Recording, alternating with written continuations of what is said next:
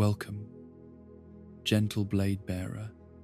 to the ancient paths where moonlight filters through bamboo groves and the echoes of 1,000 years of struggle whisper through mountain mists. Tonight, we journey through the complete history of the Demon Slayer Corps,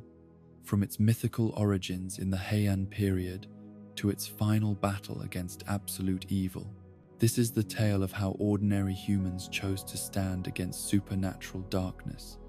of breathing techniques passed down through generations, and of an organization that became humanity's shield against the night. So settle beneath your covers like morning dew on sacred ground, and let the rhythm of ancient breathing forms carry you into peaceful slumber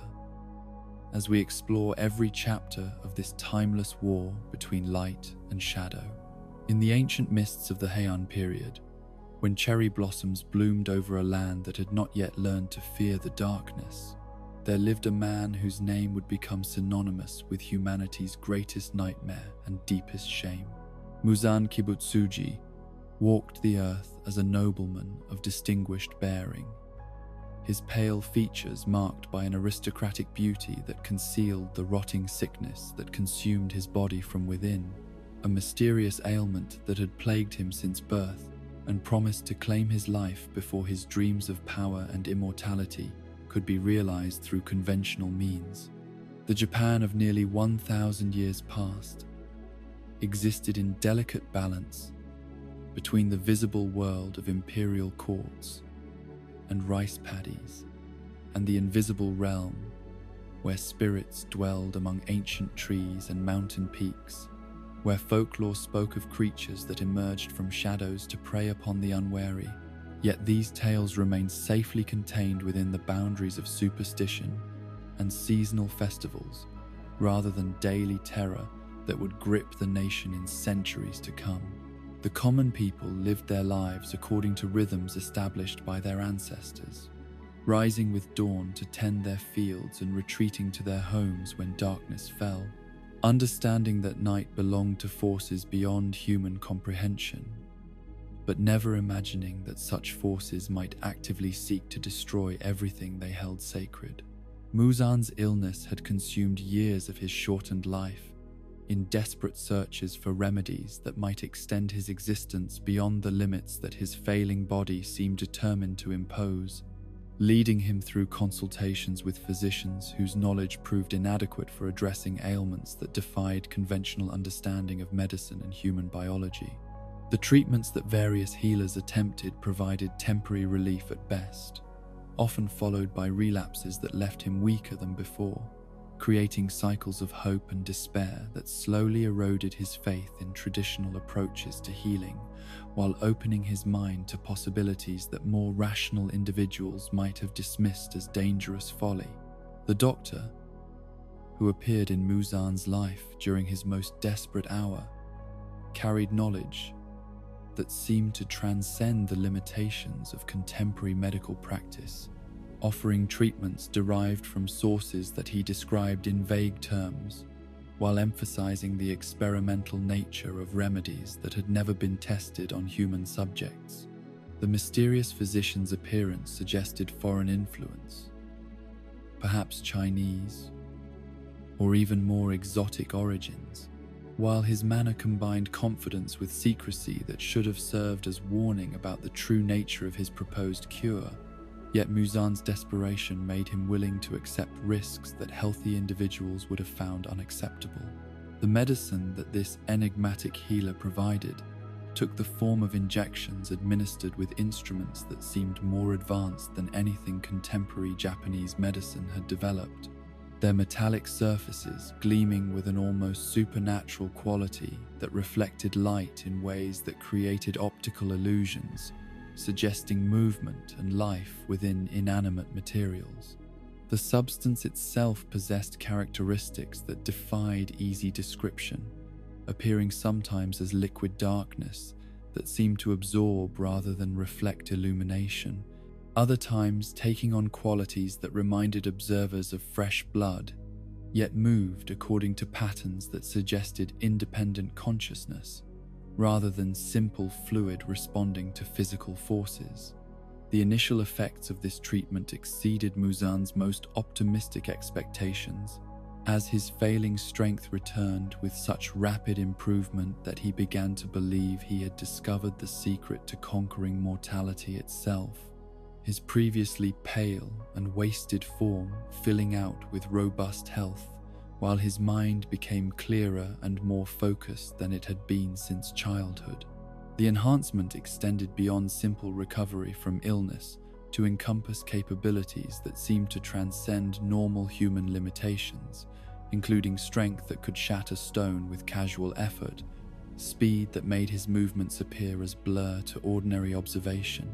and senses that could detect the faintest scents and sounds across distances that should have made such perception impossible. Yet, as days passed into weeks, Muzan began to notice changes that his initial euphoria had prevented him from recognizing as symptoms of transformation rather than simple healing, beginning with sensitivity to sunlight that progressed from mild discomfort to burning pain that drove him to seek shelter during daylight hours, when he had previously enjoyed morning walks through his estate gardens. His appetite, which had returned with renewed health, began to shift toward preferences that disturbed him, even as they provided satisfaction that normal food could no longer deliver, creating cravings for substances that his rational mind rejected while his transformed physiology demanded with increasing intensity. The doctor who had provided this miraculous cure vanished as mysteriously as he had appeared, leaving no forwarding information or means of contact that would allow Muzan to seek guidance about the unexpected side effects that were beginning to manifest with alarming frequency and intensity. Attempts to locate the mysterious physician through normal channels proved futile, as if he had never existed or had somehow erased all traces of his presence from the world, abandoning his patient to discover the full implications of his transformation through personal experience that would prove both terrifying and enlightening in equal measure. The first time Muzan consumed human flesh, the experience occurred during a moment of overwhelming hunger that had been building for days. Despite attempts to satisfy his appetite through conventional means, his transformed biology rejecting normal sustenance while creating compulsions that overrode conscious resistance through sheer physiological necessity.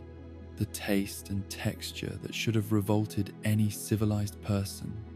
instead provided satisfaction so complete and overwhelming that his previous existence seemed pale and meaningless in comparison, opening awareness of pleasures and capabilities that normal human experience could never approach or comprehend. The physical changes that accompanied this dietary revelation included alterations to his dental structure that provided more efficient tools for processing his preferred nutrition, while his digestive system adapted to extract maximum benefit from substances that would prove toxic or fatal to unmodified humans. His appearance began to shift in subtle ways that enhanced his natural beauty, while adding qualities that seemed to transcend normal aesthetic categories, creating presence that attracted attention while simultaneously inspiring unease in those whose instincts detected predatory characteristics that conscious observation might miss entirely. The regenerative capabilities that emerged following his complete transformation exceeded anything that contemporary understanding of biology could explain, as injuries that should have proved fatal healed within moments, lost tissue regrew with perfect fidelity to original structure, and damage that would have permanently disabled normal humans became temporary inconvenience that could be overcome through patience and adequate nutrition. These abilities extended beyond simple healing to encompass conscious control over his physical form, allowing modifications to size, strength, and appearance that could be adjusted according to tactical requirements or personal preference. The discovery that exposure to sunlight could prove fatal to his transformed state created the first significant limitation that Muzan had encountered since his metamorphosis, forcing adaptation to nocturnal existence that restricted his activities to hours when normal human society remained safely asleep and unaware of his presence among them. This constraint, while frustrating, also provided tactical advantages that he learned to exploit, as darkness concealed his movements, while normal humans remained vulnerable and unprepared for encounters with predators whose capabilities exceeded their comprehension or defensive abilities. The realization that he could create others like himself through the simple expedient of sharing his blood with selected victims opened possibilities for expansion that transformed individual transformation into the foundation for new species that could eventually replace humanity entirely if properly managed and strategically deployed. The process required careful dosing, as insufficient amounts resulted in death, while excessive quantities created creatures whose instability made them unsuitable for long-term purposes. Yet successful transformations produced servants whose loyalty was ensured through supernatural bonds that overrode individual will and moral considerations. The first demons that Muzan created served as experiments in understanding the parameters and possibilities of his new abilities, their varied responses to transformation, providing data that informed subsequent efforts, while demonstrating how different human psychological profiles adapted to demonic nature with varying degrees of success. Some retained enough of their original personalities to serve as effective intermediaries with human society, while others became purely predatory creatures, whose usefulness was limited to elimination of specific targets or creation of terror that served strategic purposes. The establishment of hunting territories throughout Japan required careful planning that balanced the need for sustaining his growing population of demonic servants against the importance of avoiding detection by human authorities whose intervention could complicate operations before his power base had been sufficiently established to resist organized opposition. The selection of remote areas where disappearances could be attributed to natural disasters or bandit activity provided operational security while enabling systematic predation that gradually reduced human population in targeted regions. The development of blood demon arts among his more capable servants created tactical advantages that supplemented basic enhanced physical capabilities with specialized abilities that could overcome human defensive measures through methods that conventional weapons and strategies were inadequate to counter. These supernatural techniques varied according to individual psychological profiles and creative potential, resulting in diverse arsenal of capabilities that made each demon a unique threat, requiring specific countermeasures that human defenders would need to discover through costly trial and error processes. The terror that spread through rural communities as reports of supernatural attacks began to accumulate created atmosphere of fear that served Muzan's purposes by reducing human mobility and social cohesion while encouraging isolation that made individuals more vulnerable to predation. The folklore and superstitions that developed in response to these incidents contained enough accurate information to make them genuinely useful for potential victims, yet remained sufficiently mixed with fantasy and exaggeration that they failed to provide reliable guidance for effective defensive measures. The failure of conventional weapons and tactics against demonic threats became apparent through repeated encounters where human courage and determination proved inadequate substitutes for capabilities that could match supernatural strength and speed, creating cycles of defeat that gradually eroded confidence, while reinforcing the impression that resistance was futile against enemies whose advantages seemed insurmountable. The casualties that mounted during these early confrontations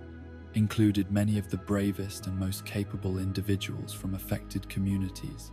creating leadership vacuum that made organized response even more difficult to achieve. The expansion of demonic influence beyond initial hunting territories occurred gradually as Muzan's servants grew in number and confidence, their success in eliminating human resistance, encouraging more aggressive operations that brought them into contact with larger population centers where greater resources existed, but detection risks increased proportionally. The urban environments provided both opportunities and challenges, as dense populations offered abundant prey while increasing chances of encounters with individuals whose influence could mobilize effective opposition if they survived to share their knowledge. The corruption that demons brought extended beyond simple predation to encompass moral degradation that affected entire communities, as fear and desperation drove previously honorable individuals toward betrayal and collaboration that they would never have contemplated under normal circumstances.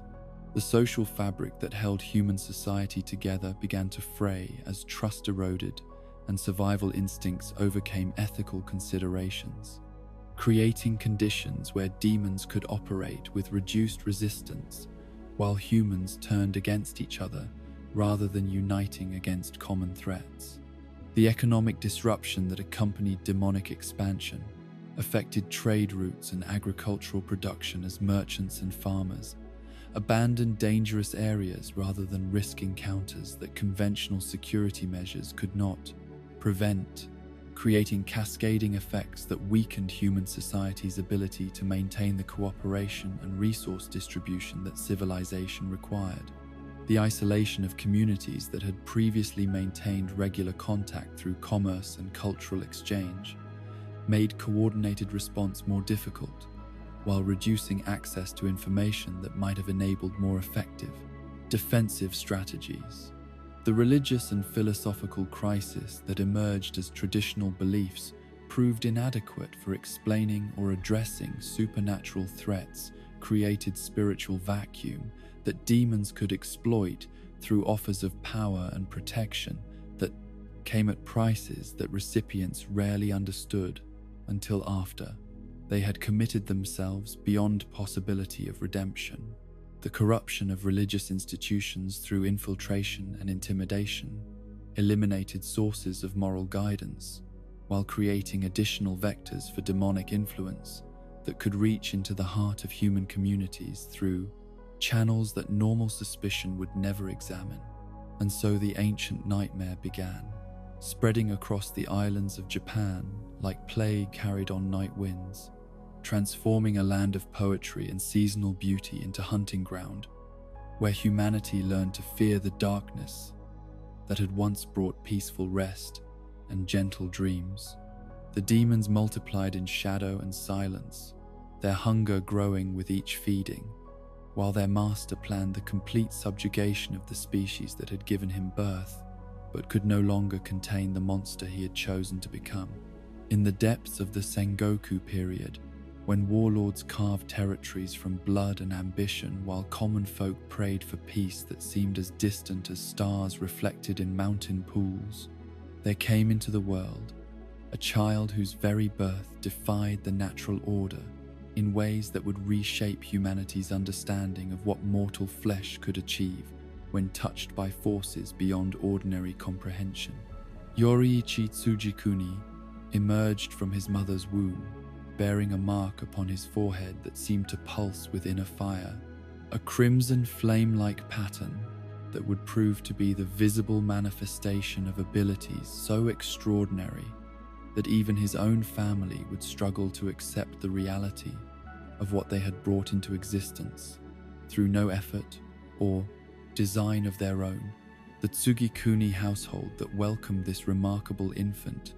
operated according to traditions that had governed samurai families for generations, their expectations shaped by conventional understanding of how children developed physical and mental capabilities through careful instruction and disciplined practice, rather than supernatural endowment that manifested without training or precedent. Yoriichi's father, a man whose own considerable skills had been earned through decades of dedication to martial arts and spiritual discipline, found himself confronted with Sun, whose natural abilities exceeded his own hard-won expertise from the moment the child could walk and hold wooden practice sword with tiny hands that seemed to understand balance and technique through instinctive knowledge rather than accumulated learning. The mark that adorned Yoriichi's forehead served as constant reminder that this child existed outside normal parameters of human development, its flame-like pattern seeming to flicker with movement that suggested life and consciousness, independent of the body that bore it, creating visual effect that made observers question whether they were witnessing birthmark or supernatural phenomenon that had chosen to manifest through mortal flesh. The color and intensity of this marking varied according to emotional states and physical exertion, growing brighter during moments of intense concentration or physical activity, while dimming to barely visible outline during periods of rest and meditation that characterized much of his early childhood. The breathing technique that would eventually revolutionize supernatural warfare emerged during Yoriichi's infancy as natural response to physical existence that required no instruction or conscious development, his respiratory patterns automatically achieving levels of efficiency and control that masters of traditional disciplines spent lifetimes attempting to perfect through rigorous training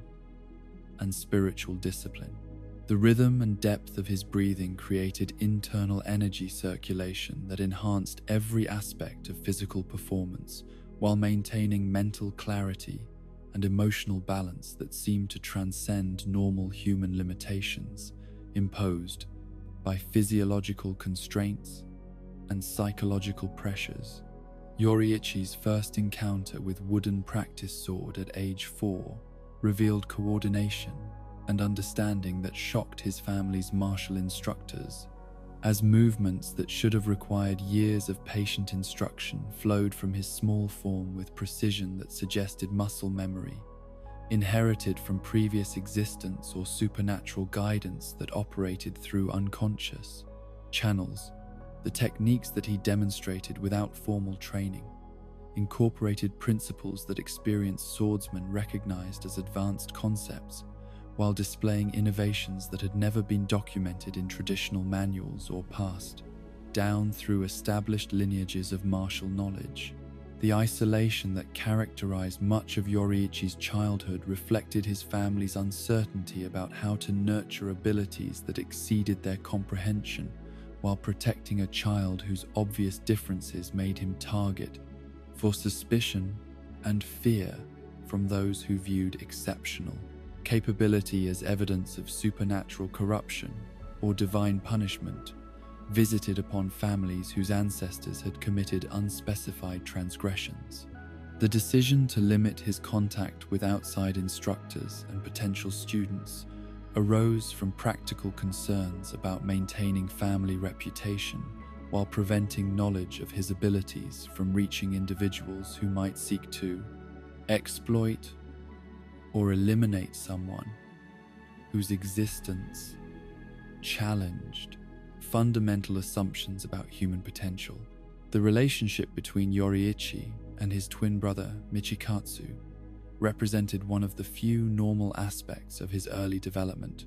their bond providing emotional anchor that enabled him to maintain connection to human experience, despite abilities that constantly reminded him of his separation from ordinary existence and conventional expectations.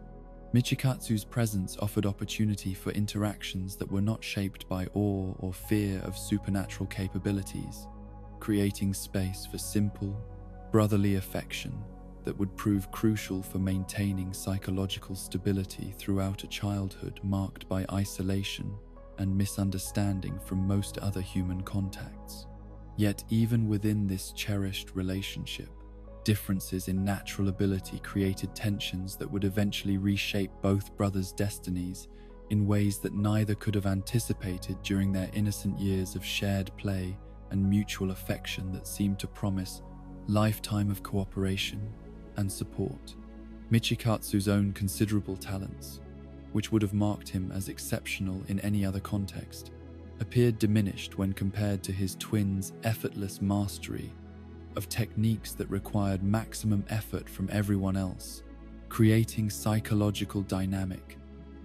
that challenged his self-perception while fostering ambitions that would ultimately lead him down paths that Yoriichi could never follow or approve.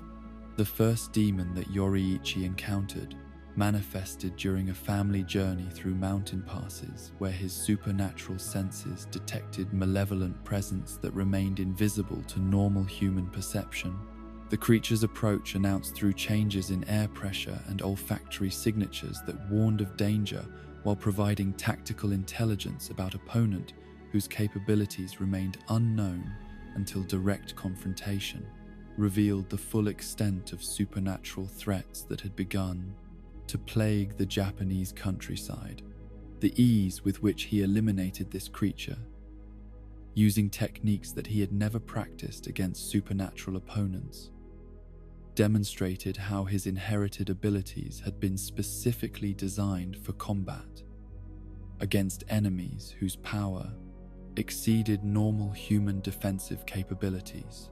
The development of sun breathing as formal discipline began with Yoriichi's attempts to understand and systematize the natural respiratory patterns that had governed his existence since birth, transforming unconscious processes into conscious techniques that could potentially be taught to others who lacked his innate advantages, but possessed sufficient dedication and physical capability to master forms that demanded perfect coordination between breath, movement, and spiritual focus. The complexity of these techniques required not only physical conditioning that pushed human bodies to their absolute limits, but also mental discipline that could maintain precision under conditions of extreme stress and mortal danger. The first form of sun breathing, known as dance, embodied principles of continuous motion that eliminated unnecessary movements while maximizing the efficiency of energy transfer from breath to blade, creating sword techniques that appeared to flow like flame through air, while maintaining devastating precision that could slice through supernatural defenses that conventional weapons could not penetrate. The circular patterns that characterized this technique reflected understanding of energy circulation within human body and its extension through properly forged blade into manifestation of power that approached divine levels when executed, with perfect timing and complete commitment to spiritual principles underlying the form. The second form, clear blue sky, demonstrated how sun breathing could generate attacks that seemed to split reality itself, creating sword strikes that moved with such speed and precision that they appeared to exist in multiple locations simultaneously, while maintaining coherence that enabled clean cuts through targets whose supernatural durability should have made such damage impossible to achieve through mortal means. The technique required breathing patterns that forced oxygen saturation levels beyond normal human tolerance, while maintaining mental clarity that could direct enhanced capabilities towards specific tactical objectives rather than allowing power to dissipate through unfocused application. The development of subsequent forms proceeded through systematic exploration of how different breathing patterns could enhance various aspects of combat effectiveness, with each new technique building upon principles established in earlier forms, while introducing innovations that expanded the range of tactical situations where sun breathing could provide decisive advantages over supernatural opponents. The 13th form, which would later be recognized as the pinnacle of Yoriichi's technical achievement, combined all previous elements into a continuous sequence of attacks that seemed to encompass every possible angle and timing, while maintaining rhythm that matched the eternal dance of flame-consuming air. The philosophical foundation that supported sun breathing's technical aspects drew from spiritual traditions that recognized breath as bridge between physical and metaphysical realms, understanding that proper respiratory control could enable access to energies and capabilities that normal human consciousness could not reach through conventional mental processes alone. The meditation practices that Yoriichi developed to support his combat techniques created internal state where personal will aligned perfectly with universal forces that governed natural phenomena, enabling manifestation of power that seemed to violate physical laws while actually representing harmony with deeper principles that governed reality at levels beyond ordinary perception. The first students who attempted to learn sun breathing from Yoriichi discovered that his natural abilities had enabled him to achieve results through methods that required modification before they could be successfully transmitted to individuals who lacked his supernatural endowments yet possessed sufficient potential to benefit from instruction that had been adapted to accommodate normal human limitations. The breathing techniques that worked automatically for their creator required conscious effort and systematic development when applied by students whose physiology operated according to conventional parameters, despite their dedication to mastering disciplines that pushed them toward transcendence of ordinary human capabilities. The derivative breathing styles that emerged from these educational efforts represented Yoriichi's recognition that different individuals possessed varying aptitudes and psychological profiles that made certain aspects of sun breathing more accessible than others, leading him to develop specialized versions that emphasized particular elements, while maintaining core principles that enabled effective combat against supernatural opponents. Water breathing emphasized fluidity and adaptation that could overcome obstacles through persistence rather than overwhelming force, while thunder breathing concentrated power into brief moments of absolute speed that could eliminate threats before they could respond to attack. The establishment of the first formal Demon Slayer organization grew from Yoriichi's understanding that individual excellence, however extraordinary, would prove insufficient for addressing supernatural threats that were multiplying across Japan as Muzan's influence expanded beyond his original territorial limitations into systematic campaign of predation and corruption that threatened human civilization's continued existence. The gathering of capable warriors who could learn adapted breathing techniques while maintaining moral commitment to protecting innocent lives represented humanity's first coordinated response to existential threat that conventional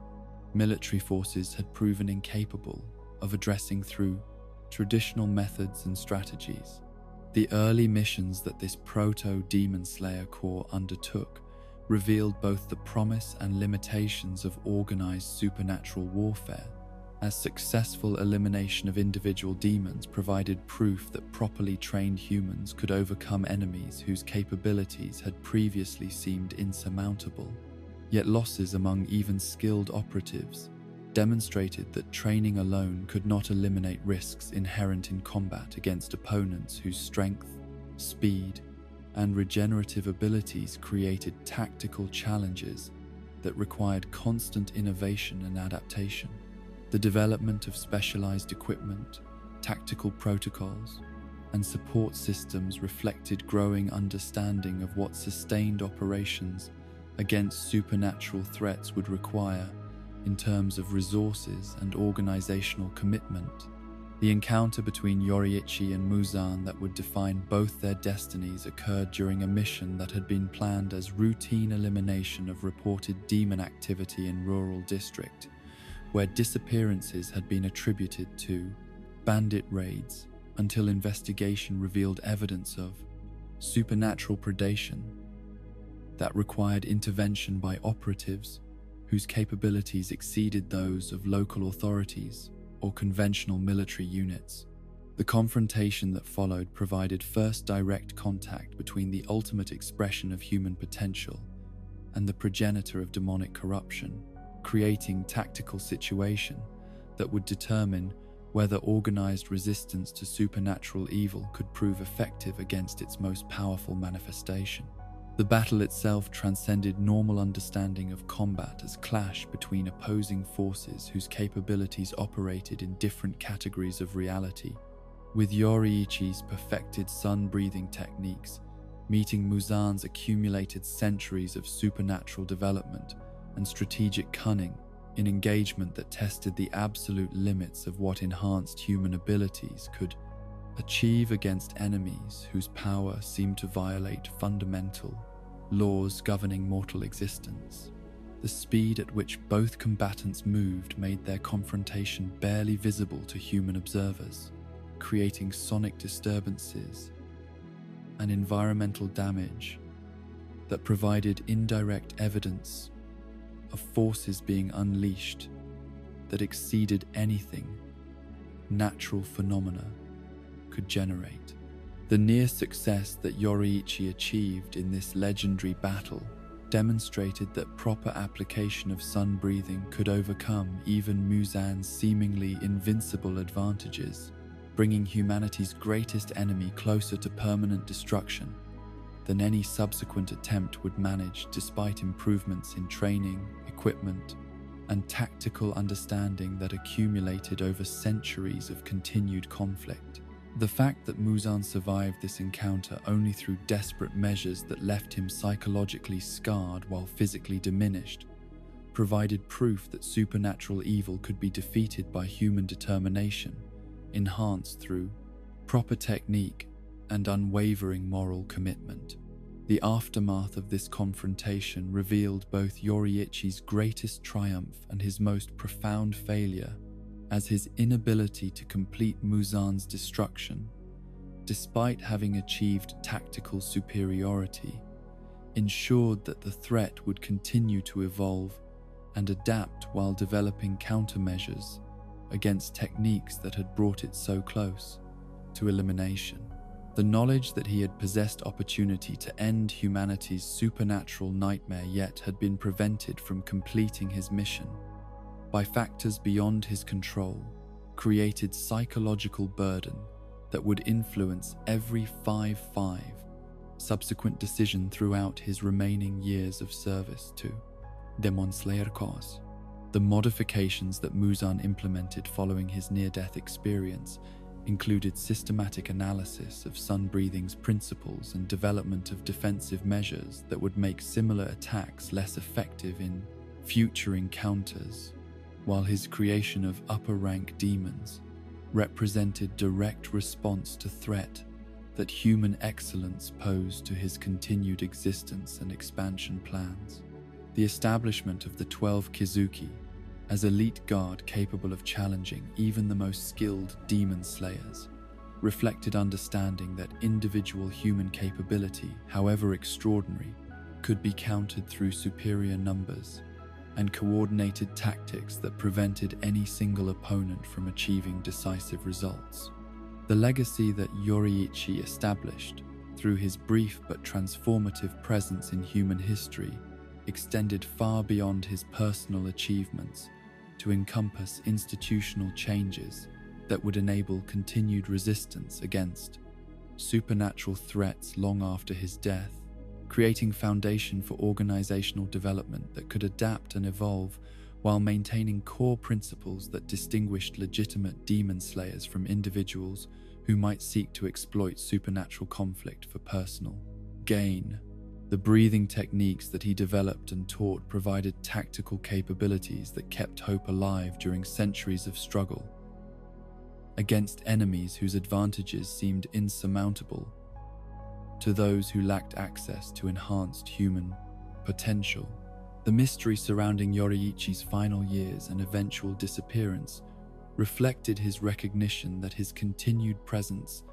might prevent other demon slayers from developing their own approaches to supernatural combat, while creating dependency that could prove catastrophic if he were eliminated through combat or natural causes. The decision to withdraw from active leadership, while ensuring that his knowledge and techniques would survive his departure, demonstrated wisdom that transcended personal desires for continued involvement in cause that had defined his existence since childhood, marked by supernatural gifts that set him apart from ordinary human experience. The mark that had distinguished Yoriichi throughout his life served as visible reminder that some individuals possess potential that exceeded normal human limitations when properly developed and directed toward worthy objectives, yet also represented burden of isolation that came with capabilities that others could admire but never fully understand or share. The flame-like pattern that had flickered with inner fire during moments of great exertion would eventually fade from sight as his life force ebbed, yet the techniques and principles he had established would continue to burn in hearts and minds of those who chose to carry forward his mission against darkness that threatened everything precious in human experience. In the crimson dawn that followed Yoriichi's first victory against the progenitor of all demons, when the impossible had been proven possible yet remained frustratingly incomplete, there emerged from the shadows of that legendary confrontation a family whose bloodline carried within its very essence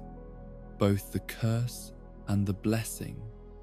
that would bind them to eternal warfare against supernatural evil until either humanity or demonkind ceased to exist upon the earth. The Ubuyashiki clan bore within their hereditary makeup a connection to Muzan Kibutsuji that transcended simple enmity to encompass supernatural bond forged through shared ancestry that had been corrupted and divided by the original demon's transformation from mortal nobleman into progenitor of endless nightmare. The curse that flowed through Ubuyashiki blood manifested as hereditary illness that claimed the lives of family members before they could reach full maturity, a wasting sickness that seemed to intensify in direct proportion to Muzan's continued existence and expanding influence across the Japanese islands, creating biological imperative that made the clan's dedication to demon elimination a matter of personal survival rather than mere moral obligation. Each generation of Ubuyashiki children grew to understand that their shortened lifespans and physical frailty represented the price of their ancestors' connection to supernatural evil, while their unusual longevity compared to normal demon slayer operatives reflected the protective benefits that came from leading rather than directly engaging the creatures that their bloodline was destined to oppose. The establishment of formal demon slayer structure under Ubuyashiki leadership required transformation of Yoriichi's informal gathering of exceptional warriors into systematic organization capable of sustained operations across multiple regions while maintaining security protocols that prevented discovery by governmental authorities whose intervention might prove more hindrance than help in supernatural warfare that conventional military doctrine was inadequately equipped to address. The bureaucratic challenges involved in creating command hierarchies, communication networks, and resource distribution systems that could function effectively, despite operating in complete secrecy from mainstream Japanese society, demanded administrative skills that complemented rather than replaced the combat capabilities that individual demon slayers brought to their specialized roles within growing organizational structure. The early training methods that emerged from systematic analysis of how Yoriichi's breathing techniques could be adapted for students who lacked his supernatural advantages reflected understanding that successful instruction required not only technical knowledge but also psychological preparation that could enable ordinary humans to face creatures whose very existence challenged fundamental assumptions about reality and natural law.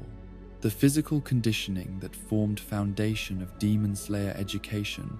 pushed human bodies beyond conventional limits while maintaining safety margins that prevented permanent injury or psychological breakdown among candidates whose dedication exceeded their initial capabilities for handling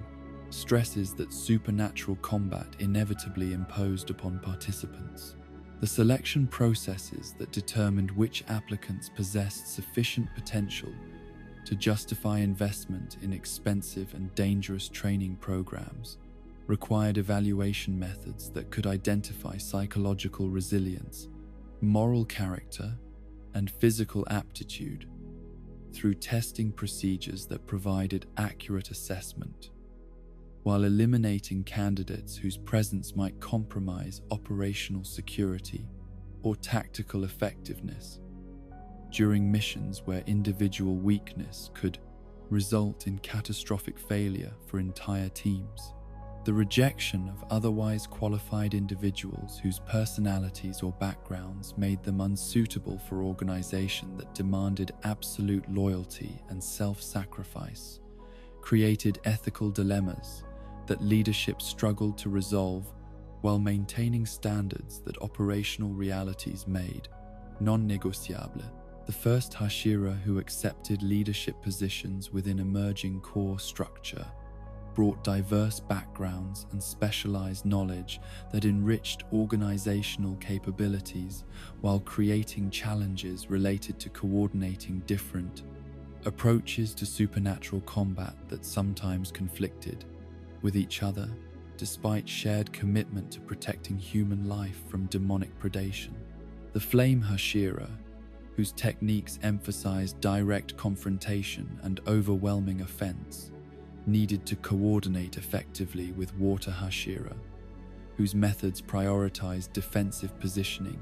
and tactical patience, while Thunder Hashira, whose specialized techniques required specific environmental conditions for optimal effectiveness, required mission assignments that utilized their unique capabilities without creating vulnerabilities that enemies could exploit. The territorial responsibilities that Hashira accepted as part of their elevated rank within core hierarchy required individual pillars to maintain awareness of supernatural activity across geographical regions,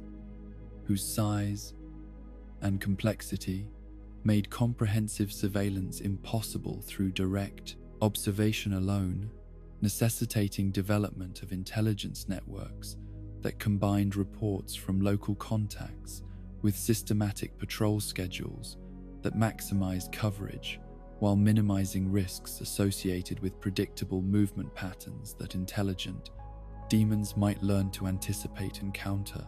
The establishment of safe houses and supply caches throughout these territories provided logistical support for extended operations while creating infrastructure that could sustain continued resistance even if primary headquarters were compromised through enemy action or natural disaster. The communication system that connected dispersed Demon Slayer operations across Japan required innovation in message transmission that could function reliably despite technological limitations of feudal period while maintaining security. Protocols that prevented interception of sensitive kodi, information by enemies whose intelligence capabilities remained largely unknown and potentially formidable. The Kazugai crows that were selected and trained for this crucial role demonstrated intelligence and loyalty that exceeded normal avian behavior, suggesting either exceptional natural specimens or subtle supernatural enhancement that enabled them to navigate complex routes while evading detection by demons whose enhanced senses might otherwise compromise operational security through elimination of vital communication links. The early battles that tested organizational effectiveness revealed gaps between theoretical planning and practical realities of coordinated supernatural warfare, as demons whose individual capabilities had been systematically analyzed proved capable of tactical innovation and cooperative behavior that challenged assumptions about their intelligence and strategic planning abilities. The losses that occurred during these initial engagements provided costly education in demon psychology, while demonstrating that even well-trained and properly equipped demon slayers remained vulnerable to enemies whose supernatural advantages required constant adaptation and innovation in human tactics and techniques to maintain operational effectiveness over extended periods of conflict. The development of medical support systems represented recognition that conventional healing methods were inadequate for treating injuries inflicted by supernatural opponents whose claws and fangs could cause damage that normal physician training had never addressed. While poisons and blood demon arts created medical emergencies that required immediate intervention using techniques and antidotes that had to be discovered through experimentation rather than consulted in established medical texts. The hidden hospitals that were established to treat Demon Slayer casualties operated under strict security protocols that prevented exposure of supernatural warfare to civilian medical practitioners, while providing specialized care that could address both physical trauma and psychological damage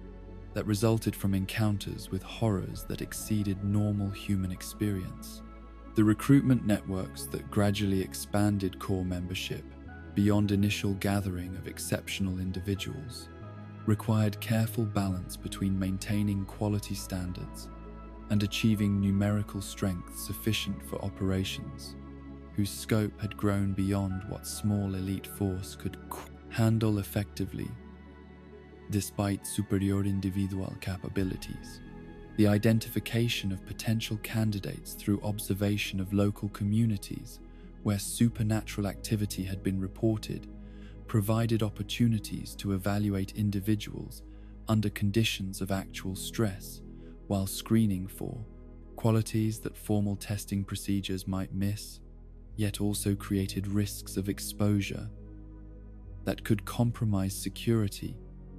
if recruitment efforts were detected by hostile observers. The financial resources that sustained Demon Slayer operations presented ongoing challenges that required creative solutions to funding problems that conventional military organizations could address through official governmental or support, while core requirement for secrecy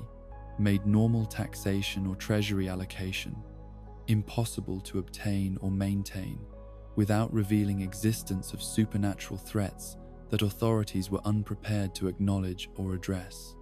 The development of legitimate business enterprises that could generate revenue while providing cover for Demon Slayer activities required entrepreneurial skills that complemented martial abilities while creating economic foundation that could support expanded operations as organizational needs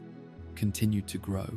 The weapon procurement systems that ensured adequate supply of Nichiren blades and specialized equipment required establishment of relationships with craftsmen whose discretion could be trusted, while their technical skills remained adequate for producing tools that met exacting standards required for supernatural combat effectiveness. The swordsmiths who accepted contracts for Demon Slayer equipment operated under security protocols that protected both their identities and their techniques from discovery by enemies who might seek to eliminate sources of weapons that posed genuine threats to demonic operations, while quality control procedures ensured that substandard equipment would not reach field operatives whose lives depended on their tools performing flawlessly under extreme conditions. The intelligence gathering operations that provided strategic awareness of demon activities across Japan required development of surveillance methods that could track supernatural opponents whose capabilities included enhanced senses that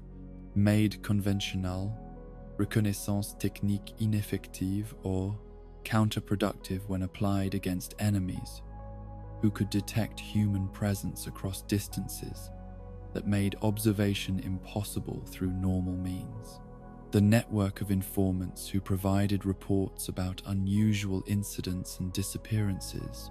operated under cover identities that protected their true loyalties while enabling collection of information that formal investigation methods would never uncover due to social constraints and official skepticism about supernatural explanations for criminal activity. The training facilities that were established to provide advanced instruction beyond basic breathing technique mastery required locations that offered both security and environmental conditions suitable for intensive physical conditioning, while providing space for large group exercises that simulated combat conditions without creating risks of discovery by casual observers whose presence could compromise operational security. The mountain retreats and isolated compounds that served this purpose were selected for natural defensive advantages while offering access to resources that sustained extended training periods without requiring frequent contact with offensive advantages. Outside suppliers, who might become suspicious of unusual requirements and consumption patterns. The political considerations that shaped core relationships with legitimate governmental authorities required delicate balance between maintaining necessary secrecy and avoiding actions that might provoke official investigation or interference that could disrupt operations while failing to provide meaningful assistance against threats that conventional law enforcement was unprepared to handle. The development of unofficial cooperation agreements with selected officials whose discretion could be trusted enabled limited coordination that prevented conflicts between Demon Slayer activities and normal governmental functions while maintaining plausible deniability that protected both organizations from exposure to hostile scrutiny. The cultural adaptations that enabled Demon Slayer integration into changing Japanese society during periods of rapid social and technological development required organizational flexibility that could maintain essential traditions while adopting innovations that enhanced operational effectiveness, without compromising core values that distinguished legitimate demon slayers from individuals who might seek to exploit supernatural conflict for personal advantage. The preservation of breathing techniques and combat traditions that represented generations of accumulated knowledge had to be balanced against recognition that tactical evolution was necessary for continued effectiveness against enemies, who were also adapting and improving their capabilities through experience and innovation. The succession planning that ensured continuity of leadership despite shortened lifespans that characterized Ubuyashiki family members required development of educational programs that could prepare multiple candidates for potential elevation to command positions while maintaining security. Protocols that prevented enemies from identifying and eliminating future leaders before they could assume full responsibilities. The knowledge preservation systems that documented organizational procedures and strategic insights protected institutional memory against loss that could prove catastrophic if key personnel were eliminated during critical periods when their experience and judgment would be most needed for organizational survival. In the sacred mountain retreats where master swordsmen had perfected their arts through generations of disciplined practice,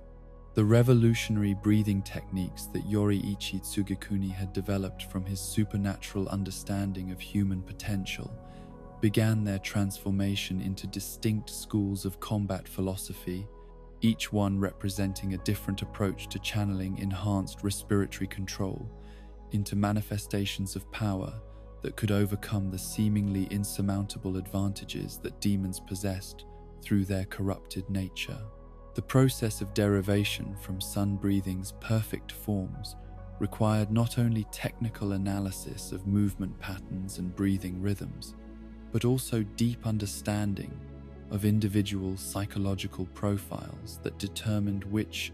aspects of the original techniques would prove most accessible to students whose natural capabilities fell within normal human parameters, despite their exceptional dedication to mastering arts that pushed mortal flesh toward transcendence.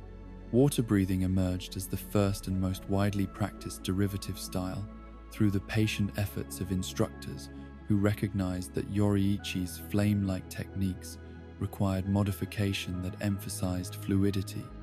and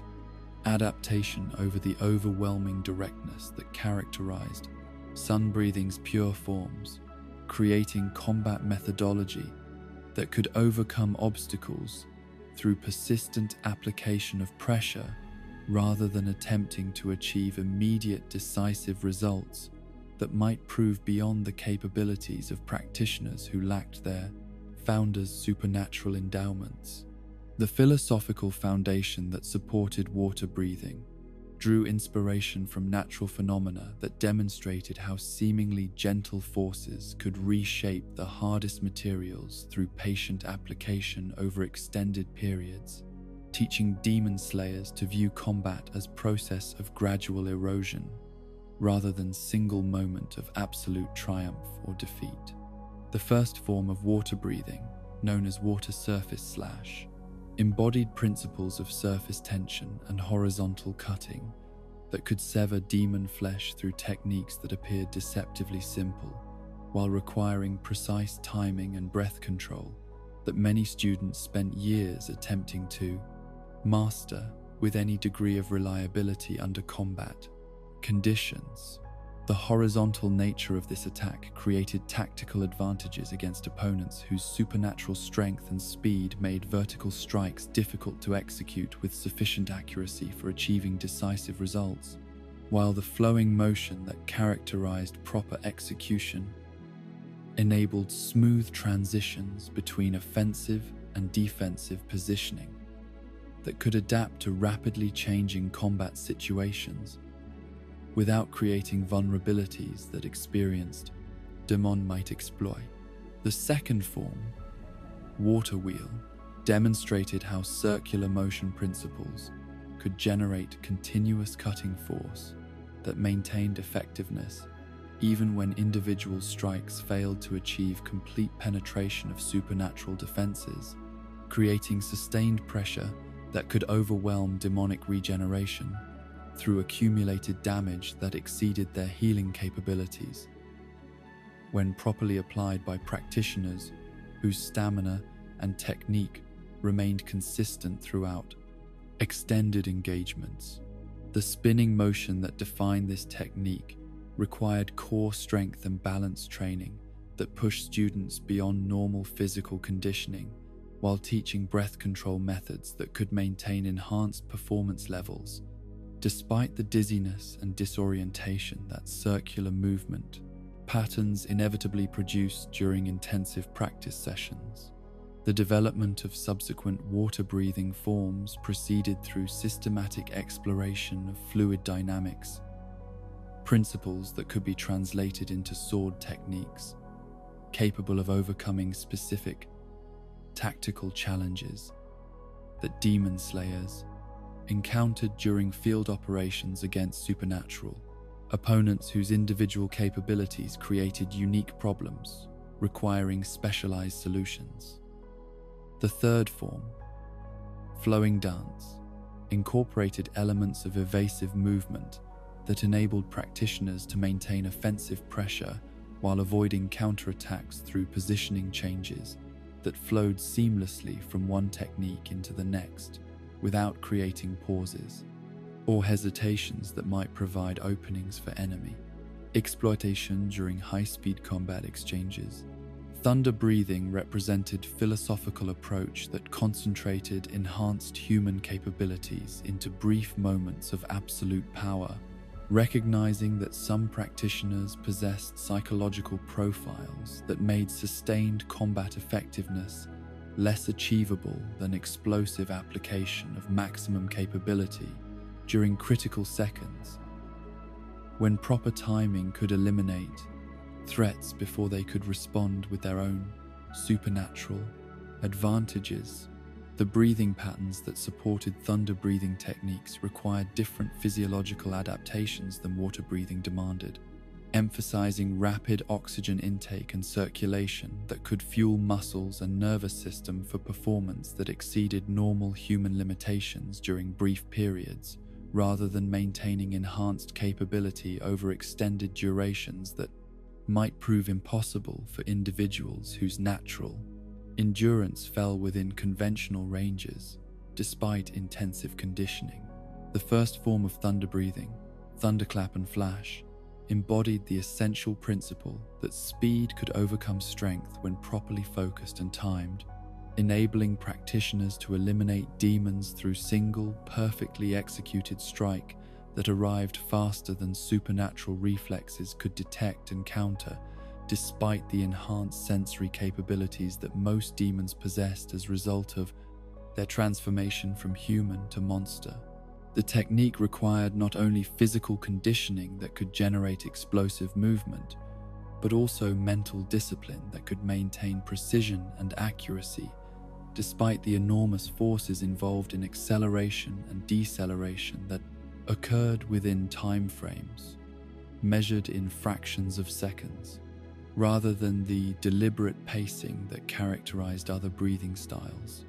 The specialization that many thunder-breathing practitioners adopted toward mastering single forms to levels that exceeded normal human capability reflected understanding that distributed training across multiple techniques might prove less effective than concentrated effort that pushed individual abilities beyond theoretical limitations through obsessive practice that border on spiritual dedication. The practitioners who achieved legendary status within thunder-breathing lineages typically demonstrated capabilities in their chosen forms that seemed to violate physical laws, while maintaining technical precision that enabled reliable reproduction of results under combat conditions where failure meant immediate death rather than simple training disappointment. Flame breathing emerged from analysis of Yoriichi's techniques that emphasized the passionate intensity and unwavering determination that could sustain demon slayers through psychological challenges that supernatural combat inevitably imposed upon individuals whose previous experience had never prepared them for encounters with creatures whose very existence challenged fundamental assumptions about reality and natural order.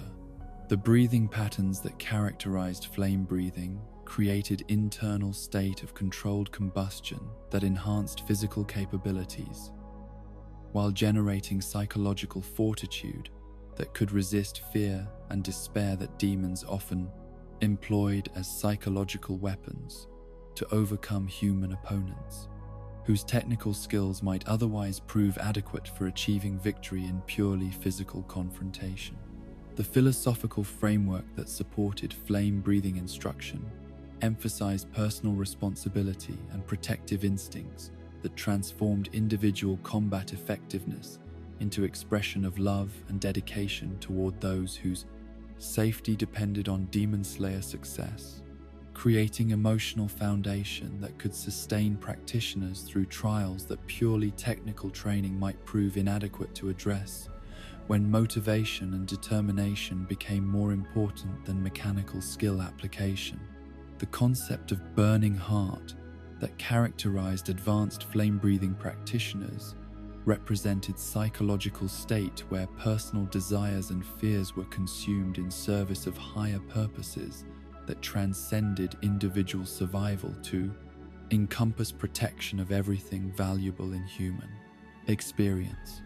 Wind breathing represented derivation that emphasized cutting power and aggressive offensive techniques that could overwhelm demonic defenses through sustained assault that prevented enemies from utilizing their superior strength and regeneration capabilities effectively, creating tactical approach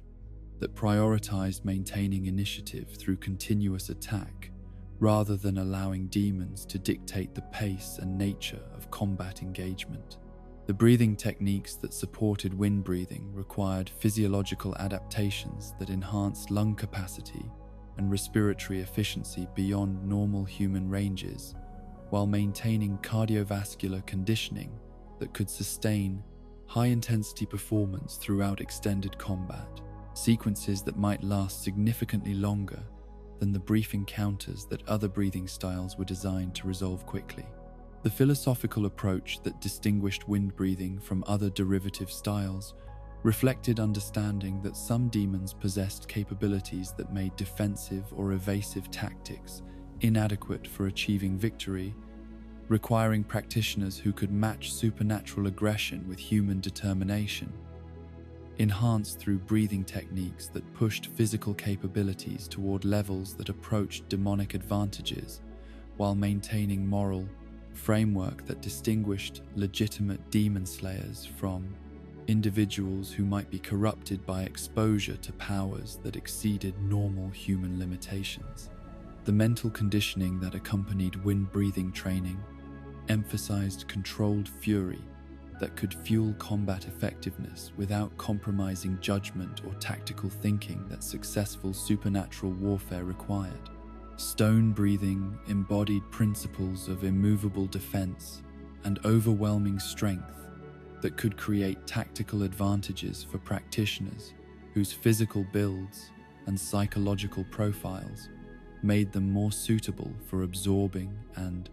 redirecting demonic attacks rather than attempting to match. Supernatural speed and agility through techniques that required different body types and mental approaches to achieve optimal effectiveness. The breathing patterns that characterize stone breathing enhanced muscle density and bone strength, while developing respiratory control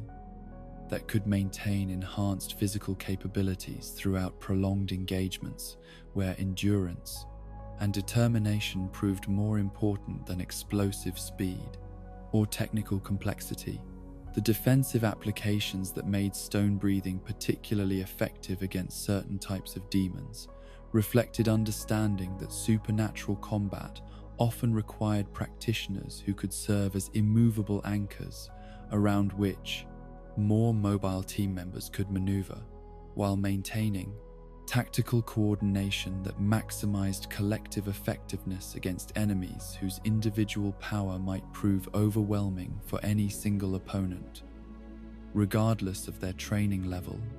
or personal dedication to Demon Slayer principles. The practitioners who mastered stone-breathing techniques often served as protectors for civilian populations during evacuation procedures that required someone capable of holding defensive positions against overwhelming odds, while others completed humanitarian objectives. The development of unique personal styles that emerged when exceptional practitioners combined elements from different breathing schools represented natural evolution of Yoriichi's original techniques as they adapted to individual capabilities and preferences that could not be adequately addressed through rigid adherence to established forms and patterns. The innovation that characterized these hybrid approaches required deep understanding of fundamental principles that governed all breathing techniques, while maintaining respect for traditional methods that had proven effective through generations of practical application against supernatural opponents whose capabilities remained largely unchanged despite tactical adaptations that human opponents had developed over time. The training methods that were developed to transmit breathing techniques from masters to students required educational approaches that could address not only physical conditioning and technical instruction, but also psychological preparation that enabled practitioners to maintain effectiveness under conditions of extreme stress and mortal danger that normal human experience provided no adequate preparation for handling successfully. The systematic progression from basic breathing exercises through intermediate forms toward advanced techniques that approached the capabilities demonstrated by original developers required careful pacing that pushed students toward their maximum potential while maintaining safety margins that prevented permanent injury or psychological damage that could result from attempting advancement too rapidly or without adequate foundation in fundamental principles. The selection of appropriate breathing styles for individual students became a crucial decision that could determine not only their effectiveness as demon slayers, but also their survival prospects during field operations where inadequate preparation or mismatched techniques could prove fatal when facing enemies whose supernatural capabilities left no room for error or gradual learning through trial and correction methods that might be acceptable during peacetime training, but became impossible during actual combat engagement. The evaluation procedures that masters used to assess student potential required deep understanding of physical capabilities, psychological profiles, and personal motivations that would influence how different breathing techniques could be integrated into individual fighting styles that maximize strengths while compensating for limitations. The preservation of knowledge that ensured breathing techniques would survive the deaths of their current practitioners required documentation methods that could capture not only technical details of movement patterns and breathing rhythms, but also philosophical insights and practical applications that could only be fully understood through direct experience under combat conditions. The oral traditions that supplemented written instruction provided context and subtle understanding that formal documentation could not adequately convey, creating educational systems that combined multiple approaches to knowledge transmission while maintaining security protocols that prevented crucial information from falling into hostile hands.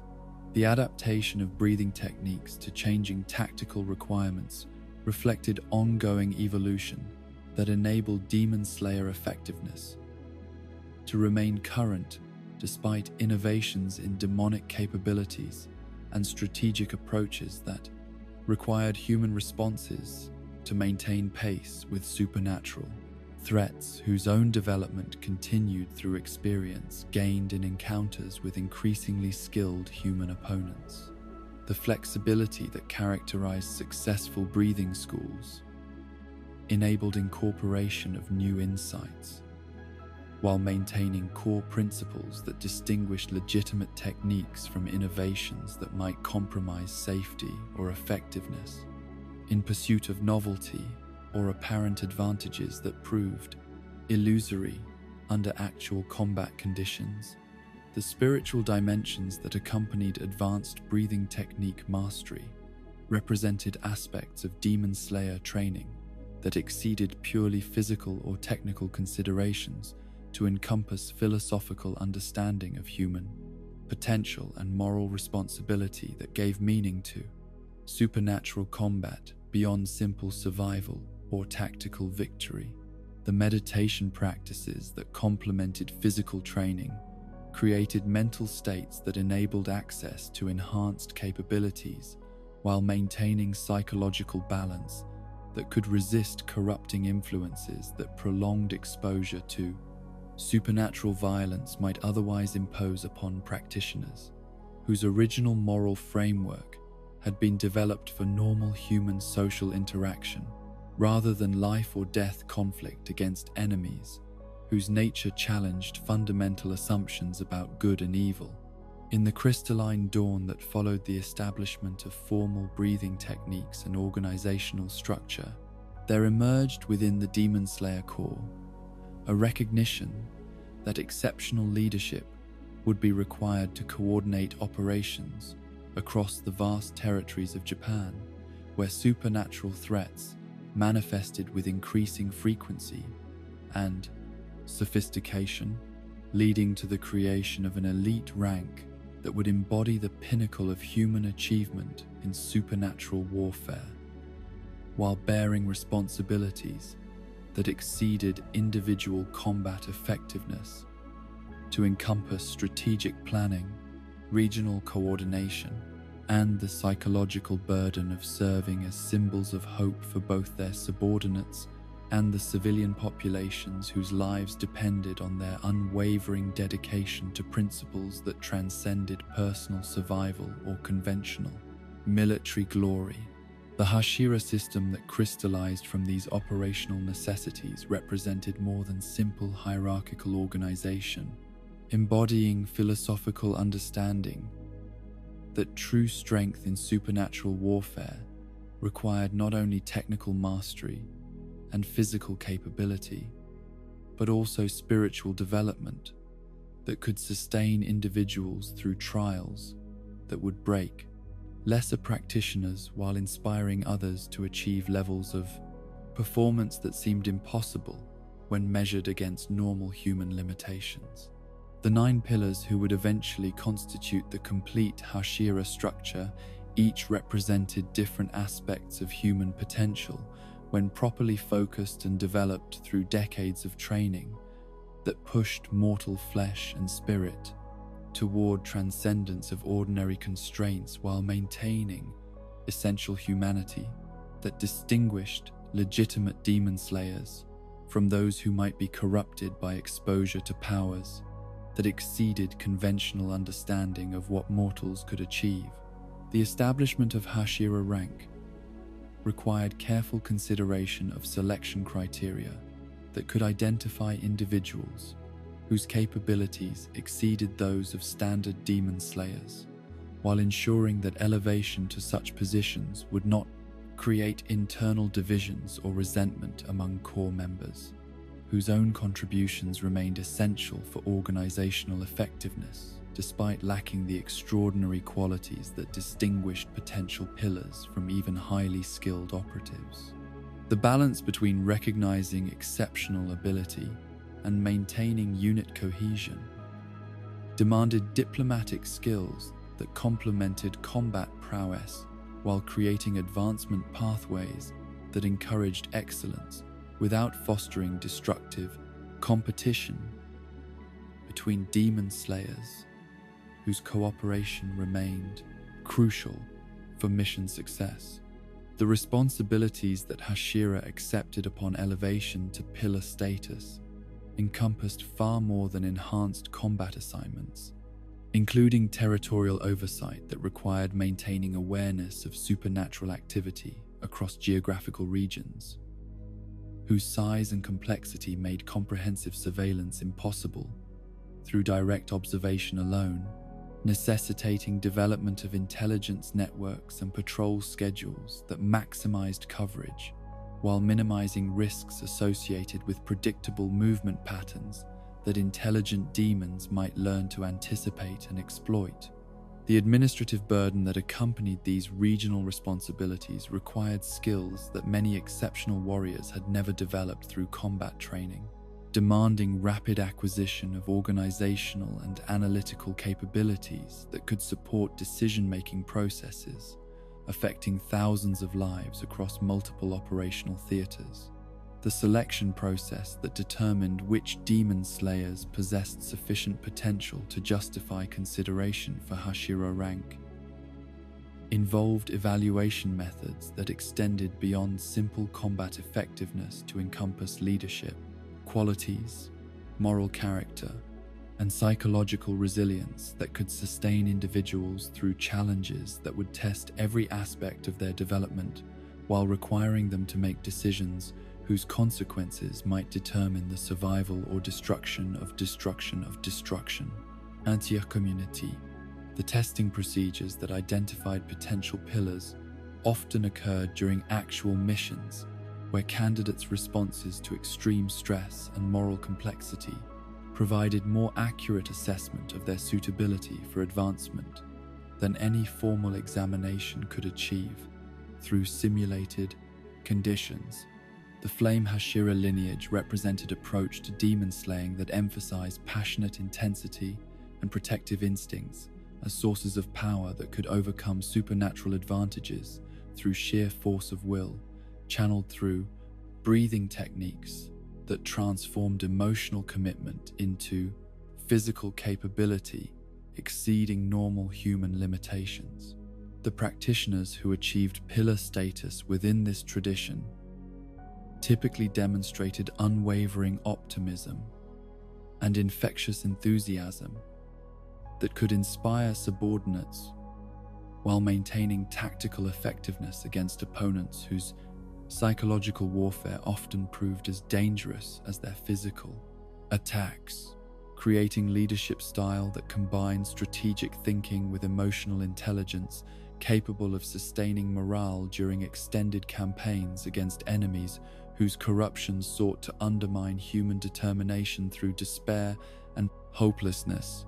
The Water Hashira tradition embodied principles of adaptability and fluid response that could overcome obstacles through persistence and tactical flexibility rather than relying on overwhelming force or specialized techniques that might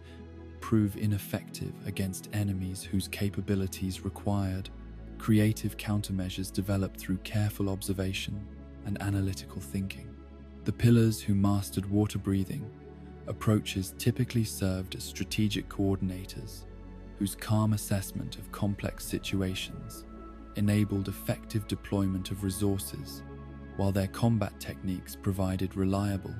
effectiveness against wide variety of demonic opponents whose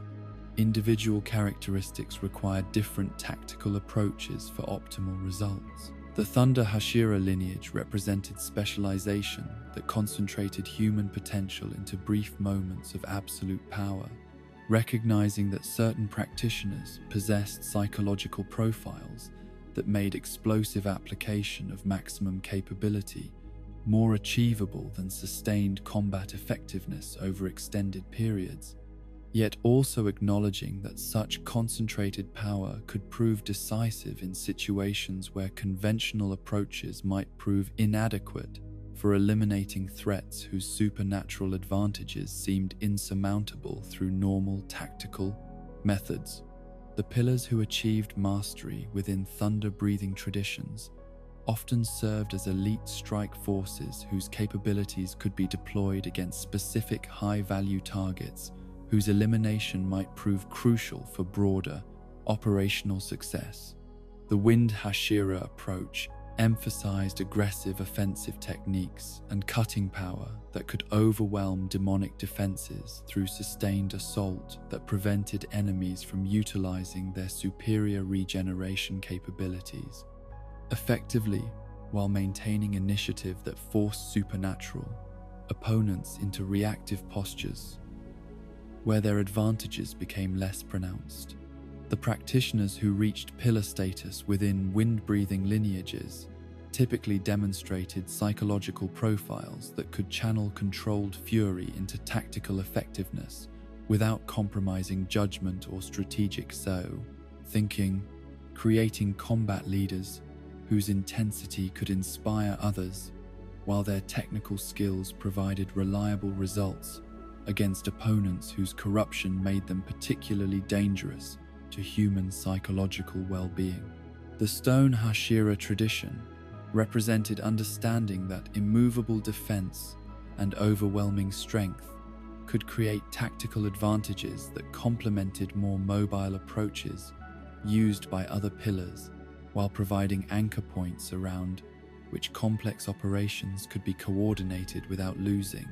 cohesion during chaotic combat situations that might overwhelm purely offensive strategies. The practitioners who mastered stone breathing techniques often served as protectors for civilian populations during evacuation procedures, while their psychological stability and spiritual development provided emotional support for subordinates whose exposure to supernatural horrors might otherwise compromise their effectiveness or mental health over extended periods of active service.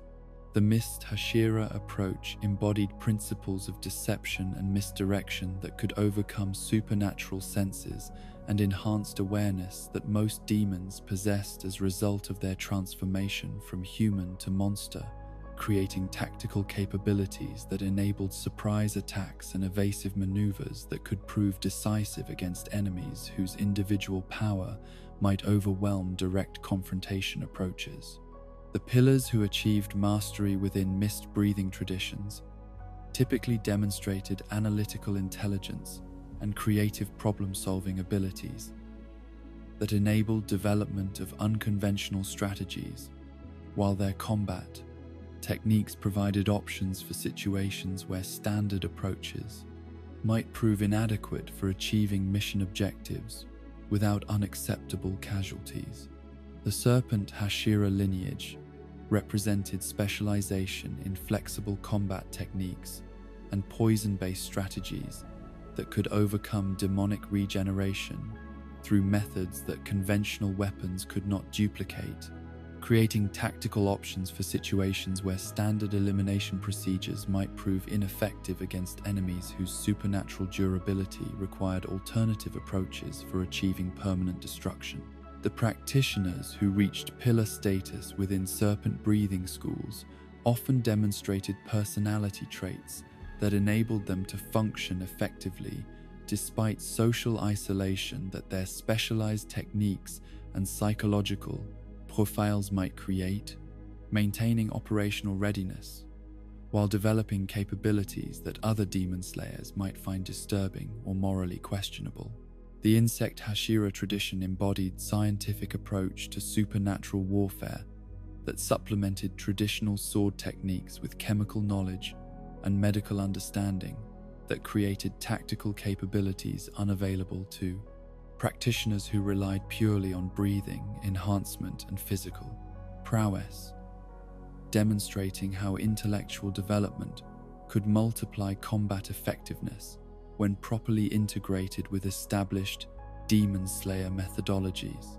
The pillars who mastered insect breathing approaches typically served dual roles as combat operatives and medical support personnel whose expertise in poison creation and wound treatment provided crucial capabilities for sustained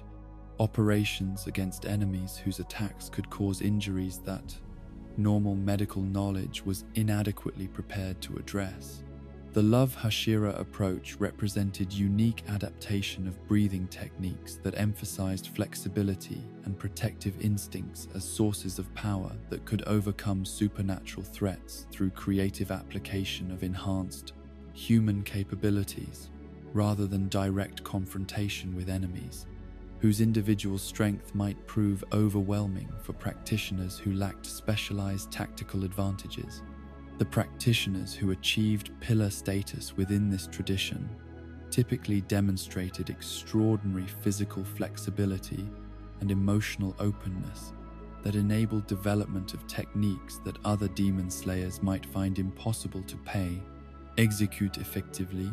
creating combat capabilities that defied conventional understanding of how breathing enhancement could be applied to supernatural warfare. The territorial responsibilities that Hashira accepted required establishment of patrol networks and intelligence-gathering operations that could provide early warning of supernatural activity while maintaining response capabilities that could address threats before they escalated beyond local containment possibilities, creating regional security systems that operated independently while contributing to broader organizational objectives through coordination with other pillars and headquarters personnel. The geographical scope of these responsibilities often encompassed multiple provinces, whose diverse terrain and population centers required different tactical approaches while maintaining consistent standards of civilian protection that represented core demon slayer values, regardless of local conditions or political complications. The training obligations that accompanied Hashira rank included responsibility for developing successor generations, whose capabilities would eventually enable continued operations after current pillars reached limits imposed by combat, injuries, natural aging, or psychological exhaustion that made continued active service inadvisable despite their continuing dedication to Demon Slayer cause. The educational methods that effective pillars developed required balance between maintaining high standards and recognizing individual differences that made uniform training approaches inadequate for students whose backgrounds and capabilities required personalized instruction that could maximize their potential while preparing them for specific roles within broader organizational structure. The psychological burden that Hashira carried extended beyond personal combat stress to encompass responsibility for decisions whose consequences affected entire regions while operating under constraints that prevented full disclosure of threats and tactical considerations to civilian authorities, whose cooperation might prove essential for mission success, yet whose involvement could compromise operational security or expose innocent populations to dangers they were unprepared to handle. The isolation that resulted from bearing such responsibilities while maintaining secrecy requirements created emotional challenges that could prove as dangerous as physical combat against supernatural enemies whose corruption sought to exploit any weakness in human psychological defenses. The coordination between pillars required diplomatic skills and strategic thinking that could maximize collective effectiveness while respecting individual approaches and territorial responsibilities that might sometimes conflict with broader organizational objectives or personal relationships that developed through shared experiences and mutual respect. The formal meetings that brought Hashira together for strategic planning and policy decisions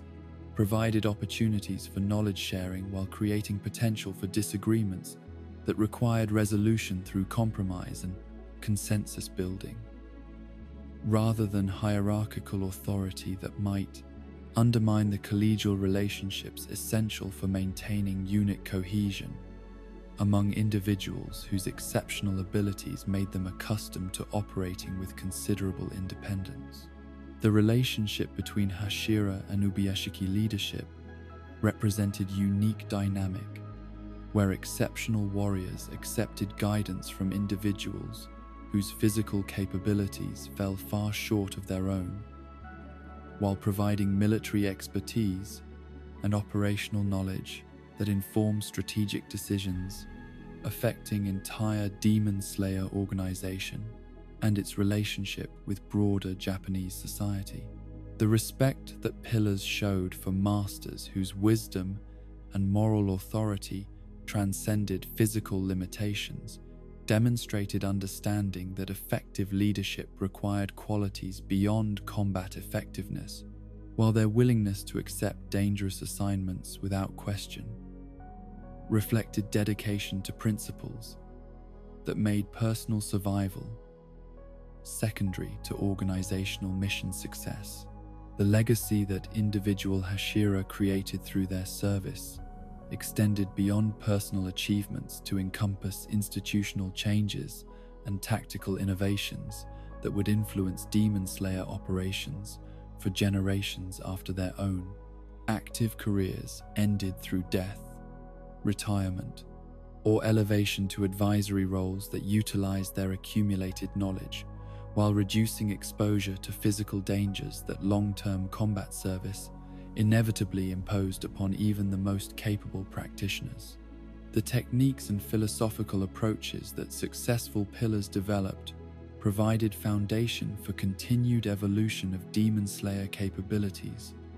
while their examples of dedication and sacrifice inspired successor generations who would face new challenges with courage derived from understanding that ordinary humans could achieve extraordinary things when properly motivated and prepared. In the sacred forges where fire danced with iron in ancient rituals that transformed raw earth into instruments capable of severing the bonds between corrupted souls and their demonic torment, there began a tradition of craftsmanship that would elevate metalworking from mere technical skill into spiritual discipline, whose practitioners devoted their entire lives to understanding mysteries that governed the creation of weapons, capable of permanent victory against supernatural enemies, whose very existence seemed to mock the limitations of mortal steel. The discovery of Nichiren ore within the mountains of Japan represented convergence of geological fortune and desperate necessity, as the unique properties of this mineral provided humanity with materials that could channel enhanced human capabilities into manifestations of cutting power that approached the divine while remaining accessible to craftsmen whose dedication could transform raw potential into tools worthy of those who would wield them against forces that threatened everything precious in human experience. The characteristics that distinguished Nichiren ore from conventional iron deposits revealed themselves through systematic experimentation conducted by swordsmiths whose initial attempts to work with these unusual materials produced results that challenged fundamental assumptions about metallurgy and weapon construction, creating blades whose performance exceeded anything that traditional techniques could achieve, while demonstrating properties that seemed to violate natural laws governing how metal should respond to heat, pressure, and manipulation through established forging methods. The ore itself appeared to possess memory that enabled it to retain impressions of the intentions and spiritual condition of those who worked with it, creating weapons that reflected not only technical skill but also moral character and emotional commitment of their creators, while establishing connections between blade and wielder that transcended simple tool relationships to encompass partnerships between human will and supernatural capability. The mining operations that extracted Nichiren ore from mountain deposits required specialized knowledge and equipment that could identify suitable materials while avoiding contamination that might compromise their unique properties, as exposure to conventional metals or improper handling during extraction could reduce their effectiveness or eliminate entirely the characteristics that made them valuable for Demon Slayer applications. The locations where high-quality ore could be found remained closely guarded secrets passed down through generations of mining families whose dedication to Demon Slayer cause led them to accept isolation and constant danger in exchange for providing materials that enabled continued resistance against supernatural threats whose elimination required weapons that no ordinary forge could produce. The swordsmiths who dedicated their lives to mastering Nichiren blade creation represented fusion of artistic vision, technical expertise, and spiritual development that elevated weapon construction beyond craft into form of worship where every hammer blow became prayer, and each cooling cycle represented meditation on principles that governed relationship between human creativity and divine purpose. The selection process that identified potential swordsmiths required evaluation of psychological as well as technical qualifications, as work with Nichiren ore demanded personality traits that could sustain obsessive attention to detail while maintaining emotional stability necessary for handling materials whose properties could be influenced by the mental and spiritual condition of those who worked with them. The forging techniques that transformed raw Nichiren ore into completed blades required understanding of temperature controls and timing sequences that exceeded conventional metalworking knowledge while incorporating breathing patterns and baited controls. Meditation practices that enabled craftsmen to maintain proper mental states throughout fabrication processes that could extend across multiple days of continuous work, without breaks that might compromise the spiritual continuity essential for optimal results. The rhythmic hammering that shaped the heated metal created sonic patterns that resonated with breathing frequencies used by demon slayers, establishing harmonic relationships between weapon creation and combat application that would enhance performance when blades reached their intended wielders. The color-changing properties that manifested when Nichiren blades were first drawn by their designated users represented visible evidence of connections between weapon and warrior that operated through mechanisms beyond normal. Understanding of how steel should respond to human contact, creating spectrum of hues that provided information about wielder characteristics while enabling tactical advantages that could prove decisive during supernatural combat situations. The red coloration that appeared rarely among Nichiren blades indicated exceptional compatibility between user and weapon that could generate cutting power, approaching the legendary capabilities demonstrated by Yoriichi Tsugikuni, while blue tones suggested affinity for defensive applications and tactical flexibility that enabled adaptation to varied combat scenarios without sacrificing effectiveness. The yellow and orange hues that characterized thunder-breathing practitioners reflected psychological profiles that could channel explosive power through concentrated applications of enhanced human capability, while green colorations indicated compatibility with wind-breathing techniques that emphasized sustained offensive pressure and cutting force that could overwhelm demonic regeneration through accumulated damage applied faster than supernatural healing could compensate. The pink and white tones that occasionally manifested suggested unique individual characteristics that required personalized combat approaches while providing capabilities that standard breathing techniques might not adequately address. Through conventional training methods and tactical applications, the black blades that appeared with disturbing frequency among Nichiren weapons remained largely mysterious despite extensive study by swordsmiths and demon slayer leadership, as wielders of such weapons typically demonstrated combat effectiveness that exceeded their apparent training levels, while suffering casualty rates that made long-term survival statistically improbable, despite individual skill and dedication that should have provided better protection against supernatural threats. The theories that attempted to explain Black Blade characteristics ranged from suggestions about untapped potential that required specific circumstances for full manifestation to concerns that such weapons might represent spiritual contamination that enhanced immediate capability while exacting hidden costs from their users. The specialized weapons that emerged through innovation and adaptation of basic Nichiren blade principles included chain weapons, dual swords, and modified designs that accommodated unique breathing styles or physical characteristics that made standard katana configurations inadequate for optimal performance during supernatural combat applications. The flexibility that characterized successful weapon modification required understanding of fundamental principles that govern Nichiren properties while maintaining respect for traditional techniques that had proven effective through generations of practical application against enemies whose capabilities remained largely consistent despite tactical adaptations they developed through experience with human opponents. The maintenance procedures that preserved Nichiren blade effectiveness throughout extended periods of active service required knowledge of cleaning methods, edge preservation, and spiritual cleansing techniques that could remove supernatural contamination while maintaining connections between weapon and wielder, that enhanced combat performance through mechanisms that conventional weapon care could never address adequately.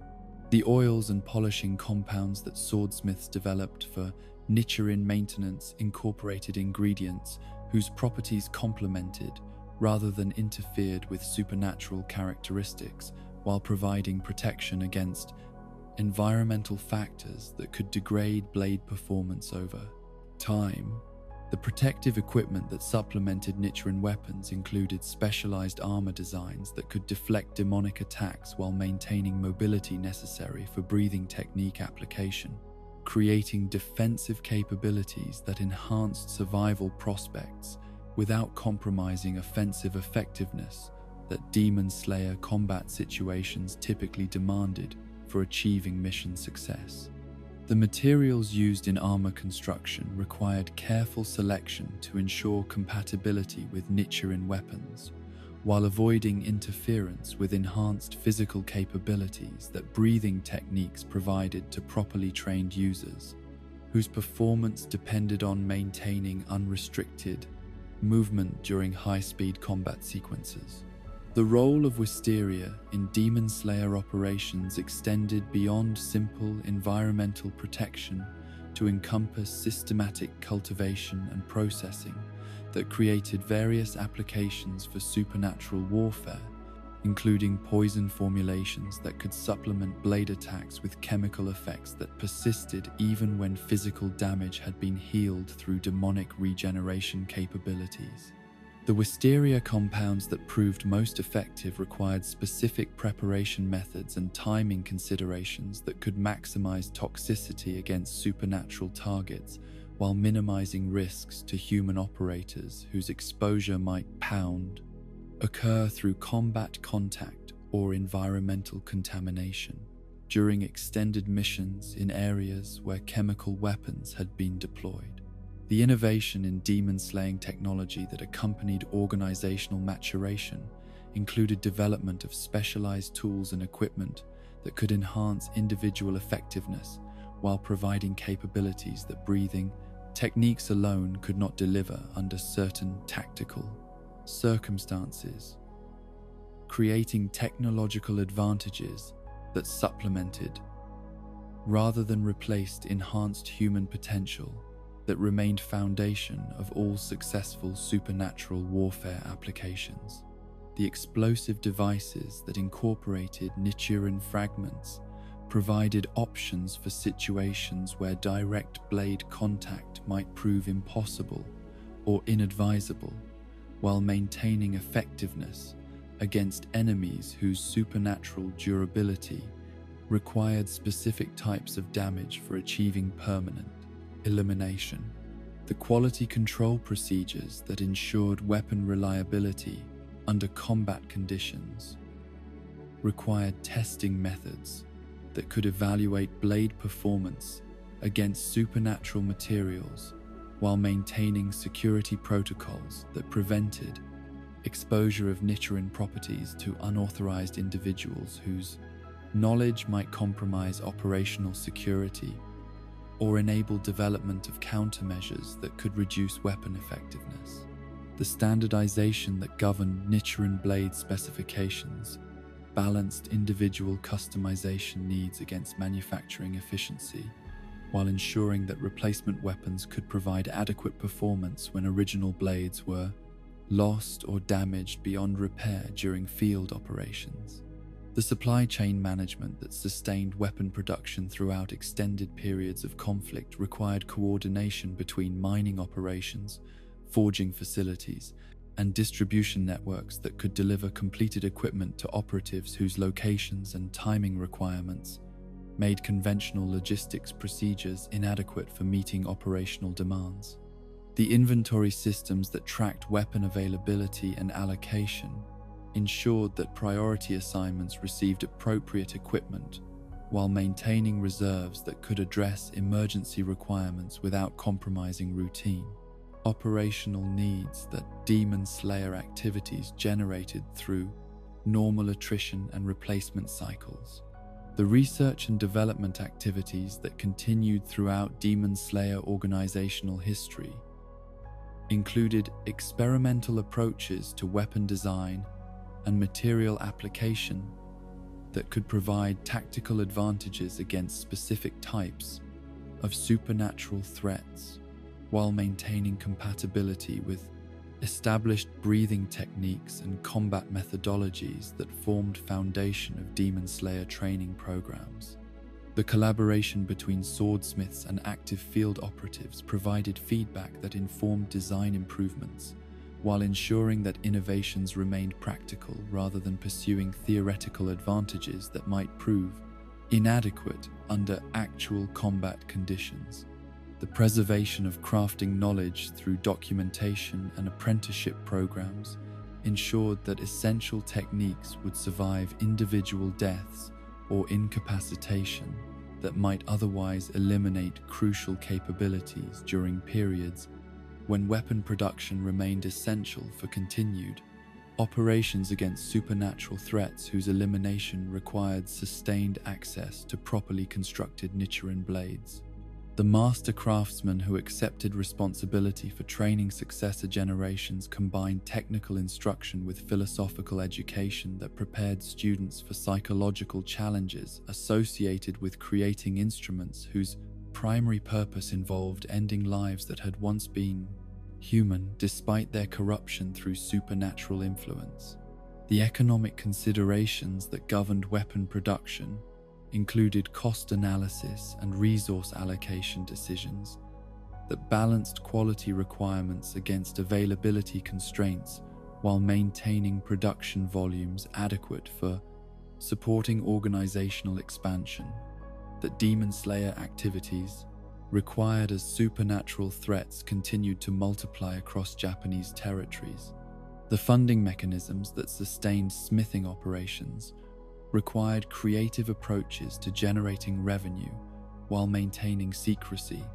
that prevented exposure of Demon Slayer activities to civilian authorities whose intervention might prove more hindrance than assistance in supernatural warfare. Applications. In the mists that shrouded Mount Fujikasane like veils of ancient sorrow, where wisteria blooms created boundaries between safety and nightmare through their supernatural properties that repelled the demons imprisoned within this cursed sanctuary. There gathered each year those who would dare to prove themselves worthy of joining humanity's most desperate and noble cause through trials that would test not only their technical skills and physical conditioning, but the very essence of their character when stripped of all comfort and certainty in face of horrors that exceeded anything their previous existence had prepared them to endure or overcome through conventional courage alone. The mountain itself seemed to pulse with malevolent awareness as candidates approached its lower slopes, their individual fears and hopes creating symphony of human emotion that the imprisoned demons could sense and savor while they prepared to hunt fresh prey whose blood would provide sustenance and whose terror would offer entertainment. During 7 days that would determine whether these aspiring Demon Slayers possessed qualities necessary for survival in warfare that demanded everything mortals could give while promising nothing except opportunity to die with purpose. The selection of Mount Fujikasane as testing ground for potential Demon Slayers represented strategic decision that balanced practical requirements for realistic combat evaluation against institutional needs for maintaining candidate pools that could sustain organizational operations without excessive casualties among promising recruits whose training represented significant investment in resources and time. The natural isolation that characterized the mountain's geography provided security against discovery by civilian authorities whose intervention might compromise testing procedures while creating contained environment where combat scenarios could develop according to supernatural rather than human parameters, enabling accurate assessment of how candidates would perform during actual missions against enemies whose capabilities exceeded normal understanding of predatory behavior and tactical intelligence.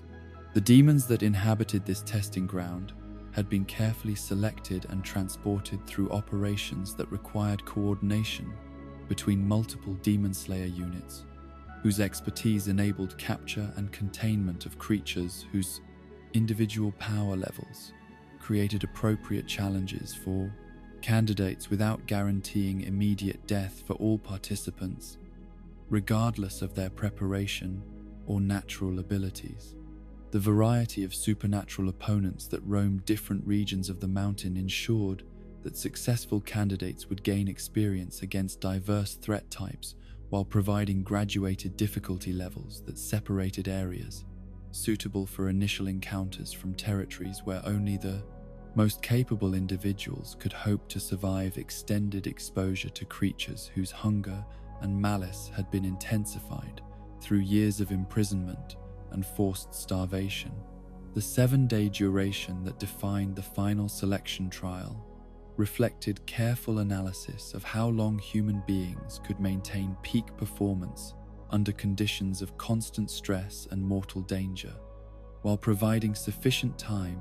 for meaningful evaluation of psychological resilience, tactical adaptability, and physical endurance that sustained operations in demon-infested territories would require from active corps members.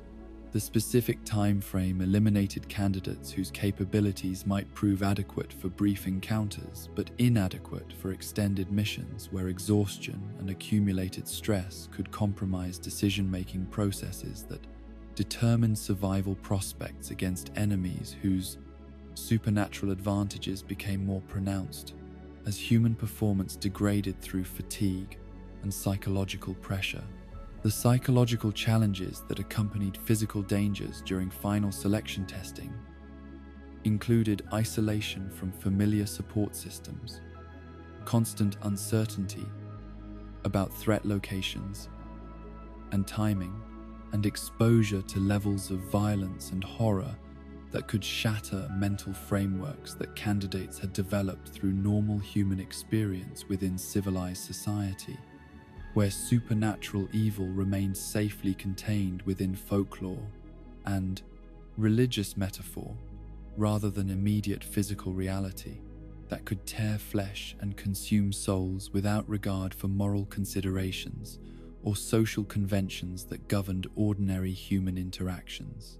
The breakdown that some candidates experienced during their trials revealed psychological weaknesses that would prove fatal during actual Demon Slayer operations, where team cohesion and individual stability were essential for mission success.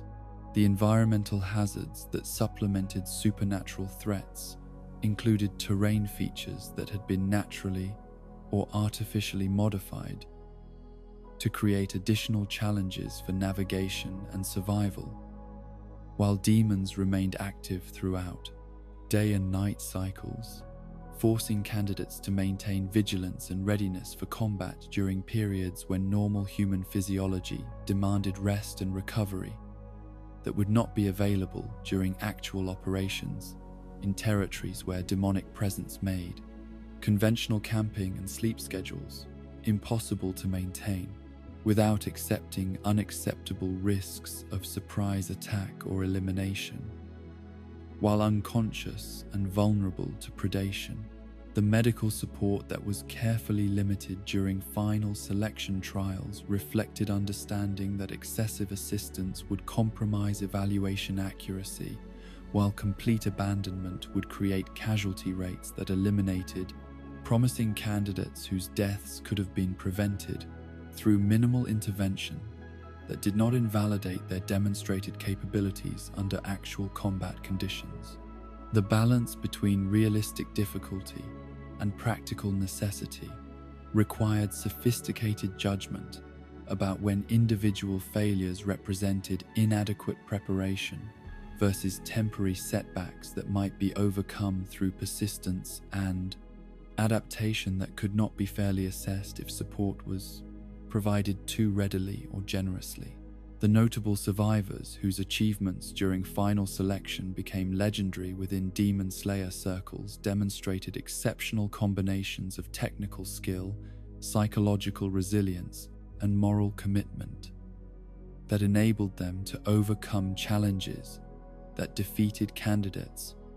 whose individual qualifications might have appeared superior based on training records or preliminary evaluations conducted under controlled conditions that could not accurately simulate the complex stresses and unpredictable variables that actual supernatural combat inevitably imposed upon participants regardless of their preparation or natural advantages.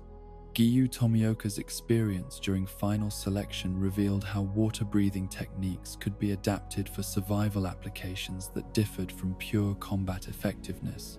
as his ability to remain calm and analytical during extended periods of stress enabled tactical decisions that maximized his advantages while avoiding unnecessary confrontations with opponents whose capabilities exceeded his current skill level despite his obvious potential for future development. Through continued training and practical experience, his approach demonstrated importance of strategic thinking that could overcome individual limitations through careful resource management and tactical planning that conserved strength while achieving required objectives. Kyojiro Rengoku's performance during his final selection trial illustrated how flame-breathing philosophy could sustain candidates through psychological challenges that might overwhelm individuals whose training focused primarily on technical development without adequate attention to mental conditioning and spiritual preparation that enabled continued effectiveness despite accumulated fatigue and emotional trauma that extended combat against supernatural opponents inevitably created. His ability to maintain optimism and protective instincts, despite witnessing horrors that would traumatize normal individuals, provided example of psychological resilience that distinguished successful demon slayers from those whose capabilities might prove adequate for individual encounters, but inadequate for sustained operations. The statistics that were carefully maintained regarding survival rates and candidate performance provided data that informed modifications to training programs and selection criteria, while enabling analysis of factors that correlated with successful completion versus elimination through death or incapacitation that ended trials prematurely. The patterns that emerged from this data revealed relationships between background characteristics, training approaches, and survival prospects that guided recruitment efforts, while identifying areas where educational improvements might enhance candidate preparation without compromising evaluation, accuracy, or reducing difficulty levels that were necessary for identifying individuals who possessed genuine potential for Demon Slayer careers. The changes that were implemented in final selection procedures over time reflected accumulated understanding of how testing methods could be refined to provide more accurate assessment, while reducing unnecessary casualties among candidates whose deaths represented lost potential rather than inevitable consequences of inadequate preparation or character flaws that made them unsuitable for Demon Slayer service. The evolution of testing protocols balanced institutional learning against tradition and precedent, while maintaining standards that ensured only genuinely qualified individuals would receive authorization to participate in operations where inadequate preparation could prove fatal not only for themselves but for teammates and civilian populations whose protection depended on Demon Slayer competence. The support systems that were gradually developed to assist candidates during preparation phases included access to information about mountain geography, demon characteristics, and survival techniques that could improve performance without compromising evaluation integrity through excessive assistance that might enable unqualified individuals to achieve temporary success that would not translate into effectiveness during actual operations. The balance between adequate preparation and realistic difficulty required ongoing adjustment based on feedback from successful participants and analysis of failure patterns among eliminated candidates. The role of former demons in creating testing conditions represented controversial aspect of final selection procedures that generated ongoing debate within Demon Slayer leadership about ethical implications of using creatures that had once been human for training purposes, despite their obvious corruption and elimination needs that made their destruction inevitable, regardless of specific applications they might serve before permanent elimination. The practical benefits of having controlled access to supernatural opponents for evaluation purposes had to be weighed against moral considerations about appropriate treatment of beings whose current evil nature resulted from victimization rather than original choice. The equipment restrictions that limited candidate access to standard gear during final selection reflected understanding that evaluation accuracy required assessment of individual capabilities rather than technological advantages that might enable temporary success while concealing fundamental inadequacies that would prove fatal when superior equipment was unavailable during emergency situations or extended operations where supply lines had been compromised through enemy action or logistical failures beyond organizational control. The mentoring relationships that developed between successful candidates and experienced demon slayers during post-selection integration periods provided opportunities for continued development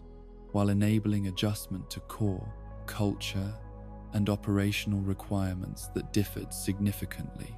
From training environments where safety margins and educational objectives created conditions that bore limited resemblance to actual mission parameters, where survival depended entirely on individual and team competence without external assistance or protective measures.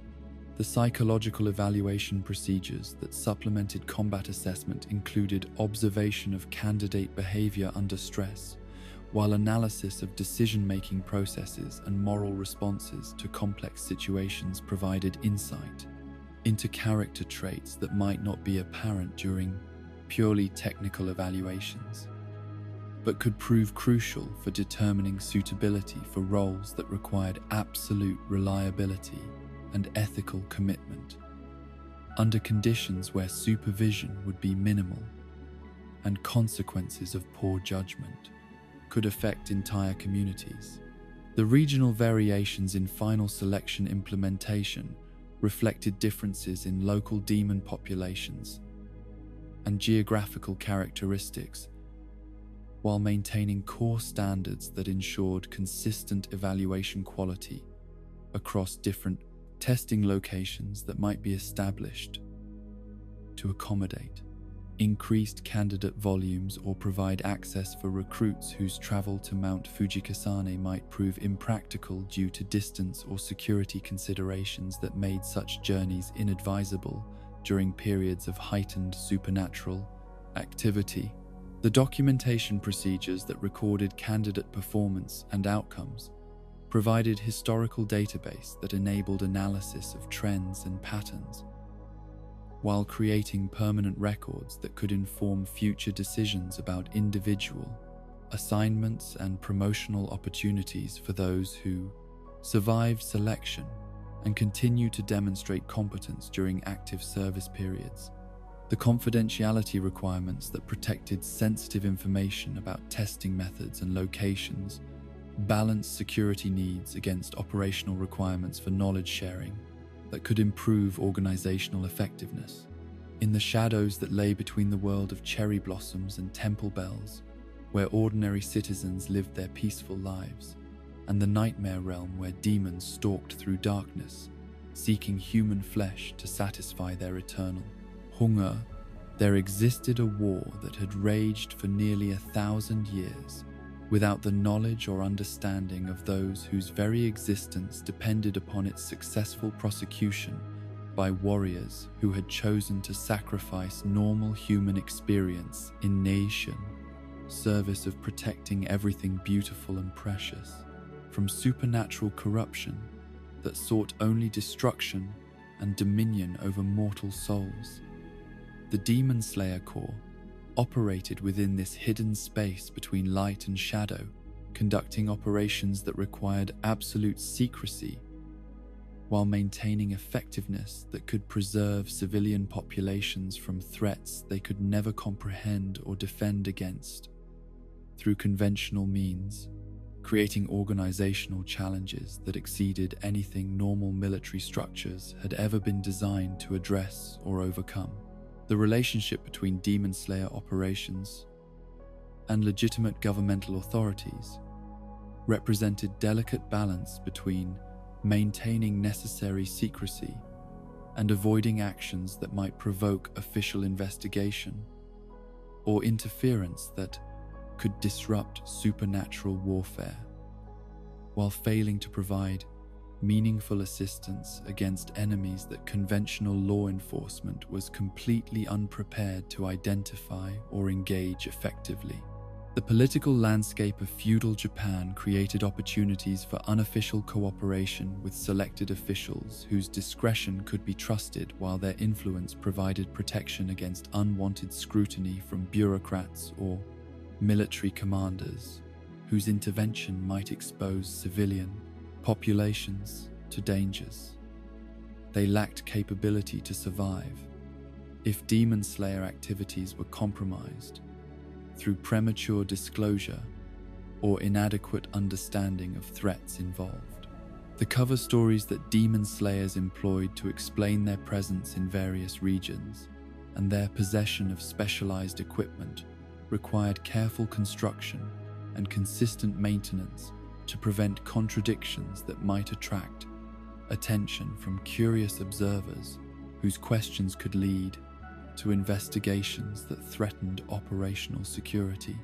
The traveling merchant identities that many operatives adopted provided plausible explanations for their movements between communities, while their apparent commercial activities created opportunities for gathering intelligence about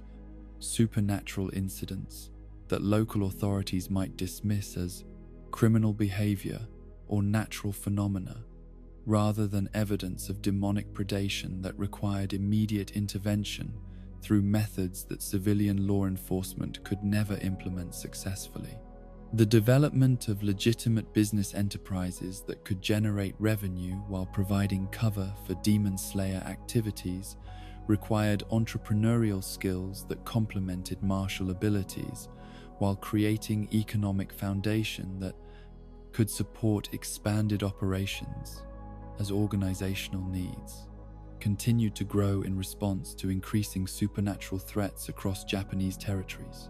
The establishments that served as fronts for core activities included inns and restaurants that provided gathering places for information exchange, while their commercial success enabled funding of equipment and training programs that sustained continued effectiveness against enemies whose capabilities required constant innovation and adaptation in human tactical responses. The network of support personnel who facilitated Demon Slayer operations while maintaining complete ignorance of their true nature represented triumph of compartmentalized organization that could utilize civilian resources and expertise without compromising security through unnecessary disclosure of information that would serve no practical purpose,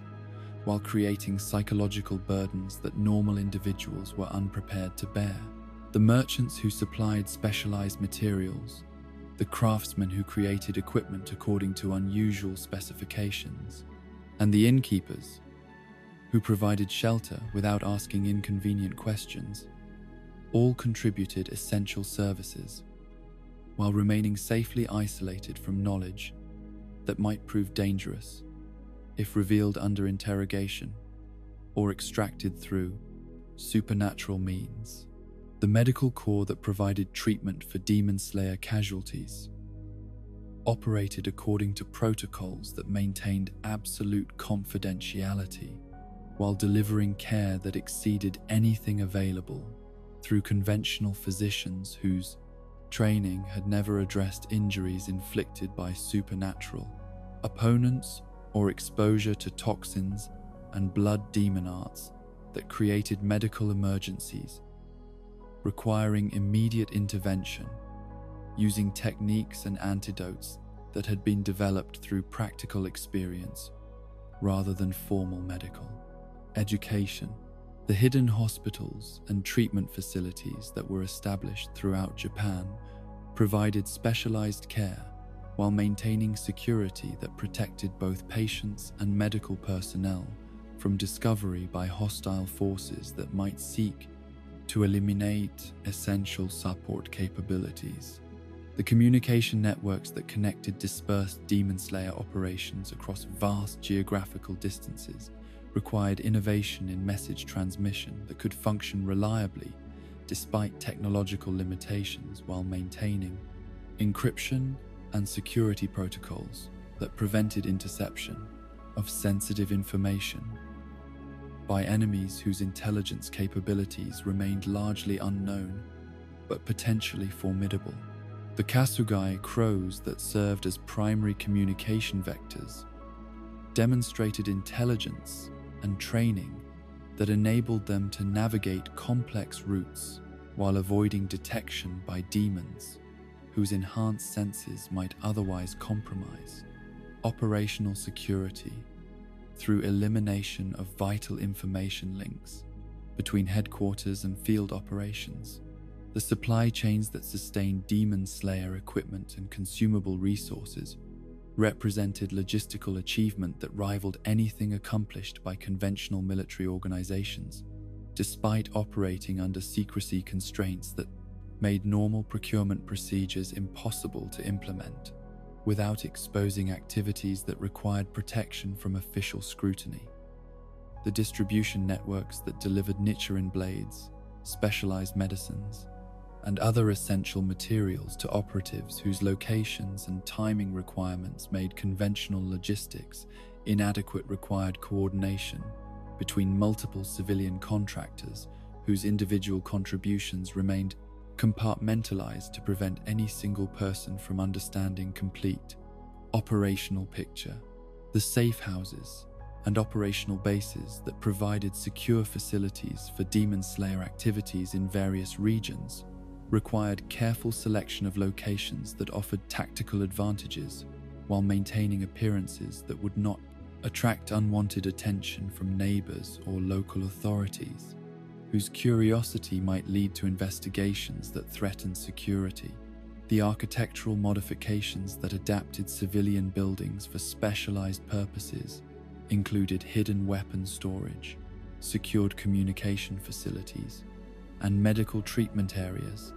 that could function effectively while remaining concealed from casual observation or routine inspection by officials whose duties might bring them into contact with properties that served dual purposes. The financial systems that funded Demon Slayer operations without leaving documentary trails that might expose organizational structure or operational scope required sophisticated understanding of monetary flows and accounting procedures that could support complex activities while maintaining plausible explanations for resource allocation that might appear unusual to external observers. The multiple revenue streams that contributed to core funding included legitimate business profits, donations from wealthy supporters who understood general nature of activities without knowing specific details, and careful appropriation of resources from eliminated demons whose accumulated wealth could be redirected toward humanitarian purposes. The recruitment procedures that identified potential Demon Slayer candidates while maintaining secrecy about organizational existence required observation networks that could evaluate individuals under natural conditions while screening for qualities that formal testing might miss or misinterpret. When applied outside contexts that revealed true character and capability under stress, the talent scouts who identified promising candidates operated under civilian identities that provided access to communities where exceptional individuals might be discovered, while their assessment techniques enabled evaluation of psychological resilience, moral character, and physical potential, without revealing selection criteria that might compromise future recruitment efforts. The integration challenges that accompanied technological and social changes during periods when Japanese society experienced rapid modernization required organizational adaptations that could maintain essential traditions while incorporating innovations that enhanced operational effectiveness without compromising core values or tactical advantages that had been developed through generations of accumulated experience. The balance between preserving proven methods and embracing useful innovations demanded leadership decisions that could distinguish between superficial changes that offered no real benefit and genuine improvements that justified departing from established procedures despite inherent risks associated with modifying systems that had enabled organizational survival through centuries of supernatural warfare. The psychological support systems that addressed mental health needs of Demon Slayer personnel reflected understanding that exposure to supernatural horrors and constant mortal danger created emotional trauma that could compromise operational effectiveness while threatening individual well-being of operatives whose psychological stability remained essential for mission success and personal survival. The counseling services and peer support networks that were developed to address these needs operated within security constraints that prevented normal therapeutic approaches while creating alternative methods for processing traumatic experiences and maintaining mental health that could sustain continued service despite accumulated stress. The retirement and veteran care programs that provided for demon slayers whose age, injuries, or psychological condition made continued active service inadvisable represented institutional recognition that organizational loyalty extended beyond immediate operational utility to encompass moral obligations toward individuals whose sacrifices had enabled continued resistance against supernatural threats. The civilian integration assistance that helped former demon slayers establish normal lives while maintaining security protocols that protected organizational secrets required sophisticated understanding of how combat veterans could adapt to peaceful existence without compromising ongoing operations through inadvertent disclosure of sensitive information. The disaster response capabilities that Demon Slayer organization developed enabled rapid deployment of assistance during natural catastrophes that might create opportunities for increased demonic activity, while civilian authorities remained overwhelmed by emergency conditions that prevented normal security and response procedures from functioning effectively. The coordination between Demon Slayer relief efforts and legitimate disaster response agencies required careful management to provide essential assistance without revealing specialized capabilities or organizational structure that might attract unwanted attention during periods when operational security remained crucial for continued effectiveness. The intelligence operations that monitored governmental activities and social developments for potential impacts on Demon Slayer operations required sophisticated understanding of political dynamics and bureaucratic procedures, while maintaining networks of informants who could provide advance warning of policy changes or official actions that might affect organizational security or operational freedom. The analysis capabilities that processed this intelligence enabled strategic planning that could anticipate and counter potential threats to continued operations while identifying opportunities for expanding activities or improving cooperation with civilian authorities whose support might prove beneficial. The cultural preservation efforts that Demon Slayers undertook to protect traditional arts, religious practices, and historical knowledge from destruction by supernatural forces represented recognition that their mission extended beyond simple physical protection to encompass preservation of civilization itself against enemies whose corruption sought to eliminate everything that made human existence meaningful and beautiful. The libraries and archives that preserved essential knowledge operated under security protocols that protected irreplaceable materials while ensuring continued access for educational and operational purposes that supported organizational effectiveness. The international awareness that Demon Slayer leadership maintained regarding supernatural threats in other nations reflected understanding that demonic corruption represented global phenomenon that might require coordinated responses despite political barriers and communication difficulties that made such cooperation challenging to establish or maintain effectively. The limited intelligence about foreign Demon Slayer organizations suggested that similar groups operated in other countries, while their methods and organizational structures remained largely unknown due to security considerations that made direct contact inadvisable, despite potential benefits that might result from knowledge sharing and tactical coordination. In the hierarchical nightmare that Muzan Kibutsuji had constructed to maintain absolute dominion over the supernatural forces that served his vision of eternal darkness consuming all human civilization, there existed an elite cadre of demons whose individual power approached that of their progenitor himself, while their loyalty was ensured through supernatural bonds that made betrayal not merely inadvisable, but literally impossible to contemplate without triggering curse mechanisms that would destroy any subordinate who dared to consider rebellion against the absolute authority that had elevated them from common predators into instruments of apocalyptic terror. The 12 Kazuki represented the pinnacle of demonic evolution under Muzan's systematic guidance, their abilities transcending simple enhancement of human capabilities through corruption to encompass manifestations of power that seemed to violate fundamental laws governing reality itself through blood, demon arts that could reshape the very fabric of existence according to malevolent will that recognized no constraints save those imposed by their master's strategic objectives and personal whims.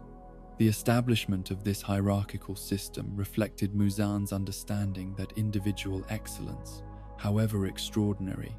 would prove insufficient for achieving his ultimate goal of eliminating humanity through systematic predation and corruption that required coordinated efforts across multiple operational theaters where different capabilities and approaches would be necessary for overcoming diverse defensive measures that human resistance might develop through accumulated experience and tactical innovation. The ranking structure that distinguished upper from lower moons created competitive environment that encouraged continuous improvement while preventing any single demon from accumulating sufficient power to challenge the progenitor's absolute authority. As advancement opportunities required, demonstrated success that served organizational objectives, while elevation could be revoked through failure or disloyalty that threatened strategic priorities. The upper moon demons, who occupied the 6 highest positions within this infernal hierarchy, represented accumulations of supernatural power that individually exceeded anything human opponents could reasonably expect to overcome through conventional training and equipment. Their centuries of development under Muzan's guidance, having transformed them into entities whose capabilities approached those of natural forces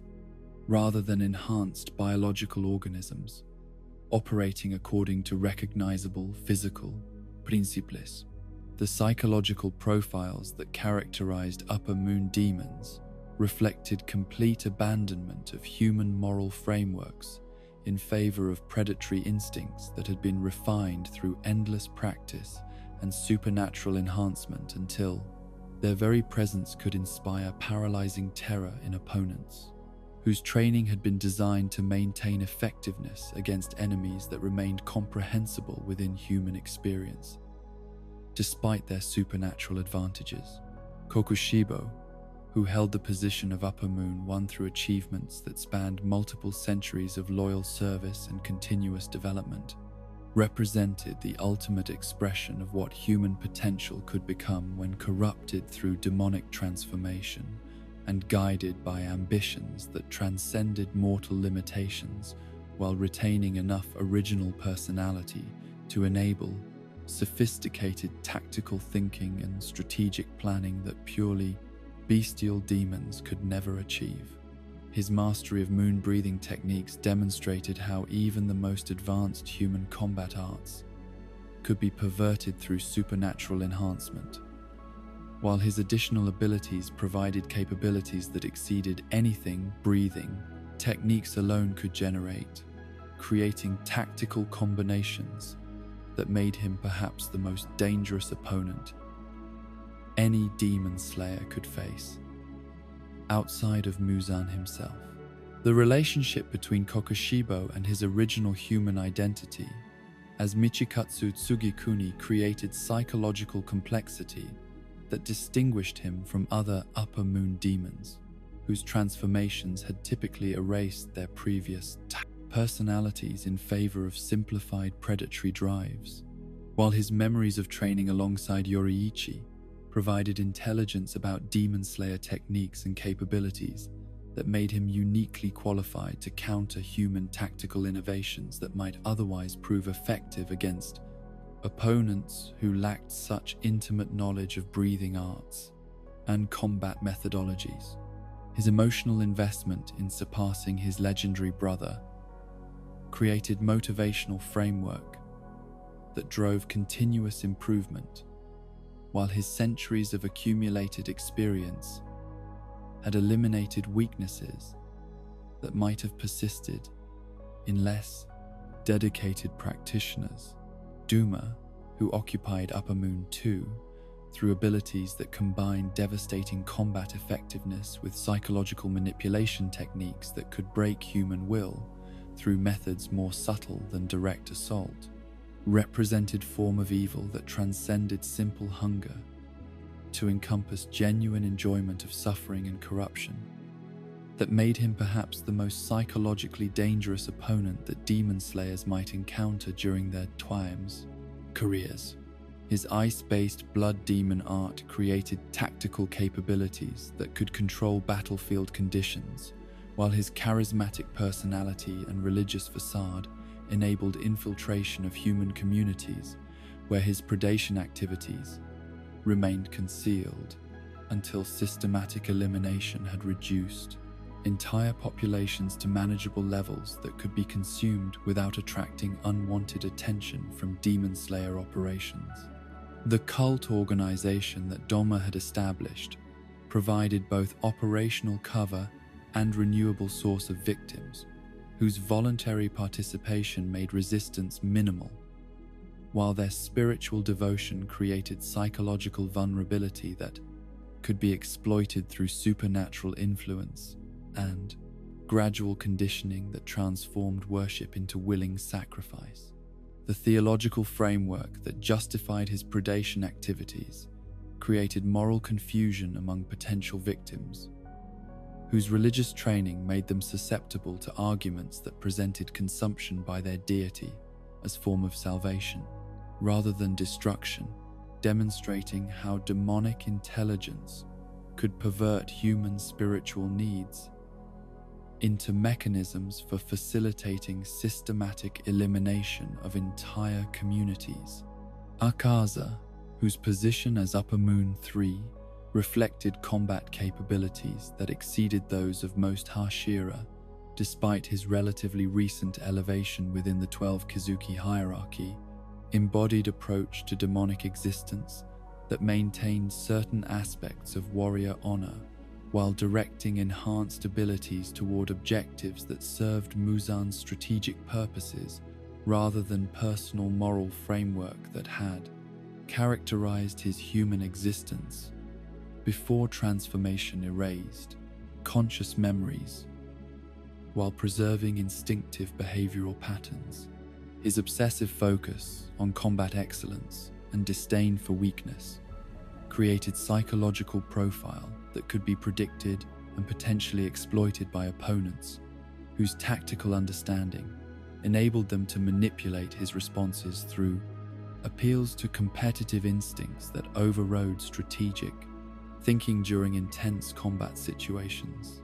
The martial arts mastery that Akaza had achieved through both human training and centuries of demonic development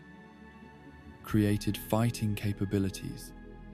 that combined supernatural strength and speed with technical precision that exceeded anything normal human instruction could produce, while his regeneration abilities enabled tactical approaches that accepted damage in exchange for positioning advantages that conventional warriors would find impossible to utilize effectively. His refusal to consume female flesh represented persistent influence of buried moral framework, while creating operational limitation that distinguished his predation patterns from those of other Upper Moon demons whose appetites recognized no such restrictions based on victim characteristics. Hantengu and Gyoko, who shared the positions of Upper Moon 4 and 5 through abilities that represented different approaches to utilizing supernatural power for elimination of human targets, demonstrated how demonic transformation could enhance individual psychological characteristics rather than simply overlaying bestial instincts upon human personality foundations. Huntengu's multiple personality manifestations created tactical challenges that required opponents to adapt constantly to different combat styles and capabilities, while his fear-based responses generated defensive behaviors that could prove surprisingly effective against attackers who expected more aggressive engagement patterns from such powerful supernatural opponents. Gyoko's artistic pretensions and obsession with aesthetic perfection created form of evil that combined genuine creative ability with complete moral blindness regarding the suffering that his artistic vision required for full expression, demonstrating how human talents could be perverted through demonic influence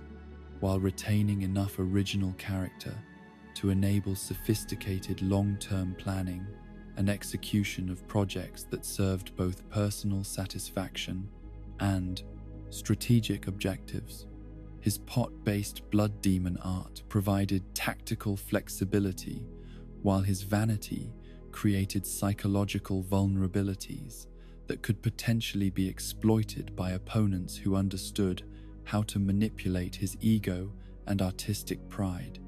Effectively, Gyutaro and Daki, who functioned as combined entity occupying Upper Moon 6 through symbiotic relationship that enabled them to share supernatural power while maintaining individual personalities and capabilities, represented unique approach to demonic existence that preserved family bonds despite corruption that typically eliminated such emotional connections in favor of purely predatory relationships.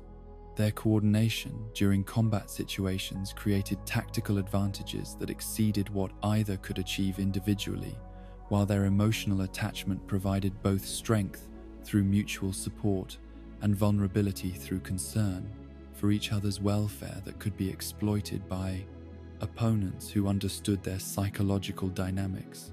The lower moon demons, who occupied positions 7 through 12 within the 12 Kizuki hierarchy, possessed individual capabilities that exceeded those of common demons while remaining significantly inferior to their upper moon counterparts, creating operational roles that emphasized specialized functions rather than direct confrontation with elite Demon Slayer operatives whose training and equipment made them extremely dangerous opponents for supernatural entities whose power levels fell within ranges that human excellence could potentially overcome through proper technique and tactical coordination. The frequent turnover within lower moon positions reflected both the dangerous nature of missions that required their deployment and Muzan's intolerance for failure among subordinates whose capabilities should have enabled success in assignments that were carefully matched to their demonstrated abilities. The elimination of lower moon demons that occurred when Muzan determined that their collective performance had fallen below acceptable standards demonstrated the absolute nature of his authority while serving strategic purpose of concentrating available supernatural power within smaller number of more capable subordinates whose enhanced abilities could prove more effective against increasingly skilled human opposition. The psychological impact of witnessing their master's casual destruction of subordinates who had served loyally created atmosphere of terror that enhanced discipline while eliminating any possibility that lower-ranking demons might develop independent agendas that could conflict with organizational objectives. The blood demon arts that characterized individual 12 Kizuki members represented pinnacle of supernatural ability development under Muzan's systematic guidance, their diverse manifestations demonstrating how creative potential could be enhanced through demonic transformation, while serving strategic purposes that contributed to overall organizational effectiveness against human resistance efforts. The environmental manipulation capabilities that many Kazuki possessed enabled them to reshape battlefield conditions according to tactical requirements, while their specialized attacks created problems that conventional Demon Slayer training had never been designed to address adequately through established techniques and procedures. The strategic deployment of 12 Kazuki members across Japanese territories created a network of elite supernatural agents whose individual influence extended far beyond their immediate operational areas through psychological impact that their presence created among Demon Slayer personnel and civilian populations whose awareness of such threats could undermine morale and effectiveness even when direct encounters remained relatively rare. The intelligence gathering capabilities that accompanied their enhanced power enabled systematic analysis of human defensive measures, while their reports provided Muzan with strategic information that informed broader tactical decisions about organizational priorities and resource allocation. The battles between Hashira and 12 Kazuki members that occurred throughout centuries of supernatural warfare created legendary encounters whose outcomes influenced both human and demonic understanding of what individual excellence could achieve under optimal conditions, while providing tactical intelligence that informed training improvements and strategic modifications designed to enhance effectiveness against specific types of supernatural opponents. The casualties that resulted from these encounters affected both organizations, while the psychological impact of victories and defeats shaped institutional cultures that developed around memories of exceptional individual achievements and catastrophic failures that demonstrated stakes involved in supernatural warfare. The psychological warfare capabilities that many 12 Kazuki members possessed enabled them to undermine human resistance through methods that complemented direct combat effectiveness while serving strategic objectives that recognized importance of maintaining civilian population demoralization that could reduce recruitment opportunities for Demon Slayer operations. The terror that their mere existence inspired among potential opponents created tactical advantages that exceeded their individual combat capabilities, while their reputations enabled successful completion of missions that might otherwise have required direct confrontation with prepared and determined human resistance forces. In the thundering darkness of the Infinity Train, where steel wheels carved through night air, thick with supernatural malevolence, and the screams of metal against metal could not drown out the whispers of demonic corruption that seeped through every carriage, like poison gas, seeking to claim the souls of innocent passengers whose only crime had been boarding a conveyance that had become hunting ground for one of Muzan's most insidious servants. There unfolded a battle that would test the limits of human courage and tactical innovation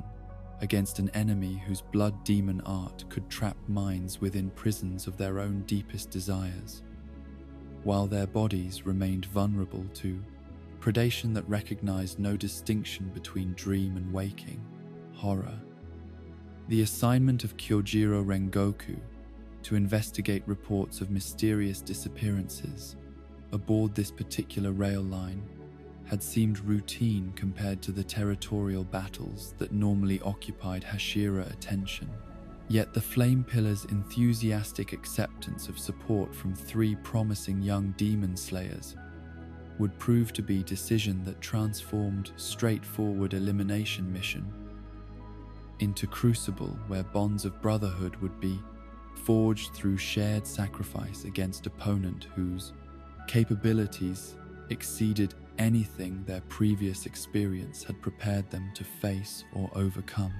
The locomotive that carried them toward their destiny moved through landscapes that seemed to exist in perpetual twilight despite the late evening hour when their journey commenced. As if Enmu's influence had begun to affect reality itself beyond the confines of his immediate operational environment, creating atmospheric conditions that enhance the psychological impact of his blood demon art, while providing tactical advantages that conventional combat training had never been designed to address or counter effectively. The civilian passengers who filled the train cars represented both mission objective and tactical complication, as their protection required demon slayer operations to maintain discriminating use of force while engaging supernatural opponent whose capabilities included manipulation of innocent bystanders as weapons and shields against properly trained attackers whose moral frameworks prevented indiscriminate violence, even when such restraint created significant disadvantages during combat operations. The initial manifestations of Enmu's dream-inducing abilities operated through mechanisms so subtle that detection required awareness of supernatural manipulation techniques that most humans lacked entirely, creating tactical situation where the enemy's primary advantage derived from remaining unrecognized until psychological effects had progressed beyond easy reversal through conventional resistance methods that assumed conscious awareness of external threats rather than internal subversion of perception and decision-making processes. The gradual onset of altered consciousness among passengers and demon slayers alike demonstrated how sophisticated blood demon art could overcome normal human mental defenses through patience and systematic application, rather than dramatic assault that would trigger immediate defensive responses from targets whose training had prepared them for more obvious forms of supernatural attack. The dream states that began affecting everyone aboard the train represented form of psychological warfare that challenged fundamental assumptions about consciousness and reality itself, creating tactical environment where normal sensory information became unreliable while decisions based on apparent evidence might prove catastrophically wrong if underlying perceptions had been manipulated through supernatural means that operated according to rules that human understanding of mental processes could not adequately comprehend or predict.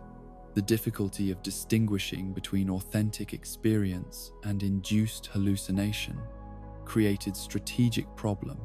that conventional combat training had never addressed, because physical techniques remained irrelevant when battlefield existed primarily within mental constructs rather than external physical space where breathing techniques and sword skills could provide decisive advantages. The civilian accomplices that Enmu recruited from among the train's passengers through promises of eternal dreams, where their deepest desires could be fulfilled without consequence or limitation, demonstrated how supernatural influence could corrupt ordinary people whose normal moral frameworks would have prevented participation in activities that endangered others, yet who became willing participants in demonic schemes through manipulation of psychological vulnerabilities that made resistance to temptation extremely difficult when offered apparent solutions to problems that conventional means could never address adequately. Their involvement complicated tactical responses because they remained fundamentally human despite their cooperation with demonic objectives, requiring approaches that protected them while neutralizing threats they helped create through actions that their compromised judgment prevented them from recognizing as morally reprehensible. The tickets that served as vectors for Enmu's blood demon art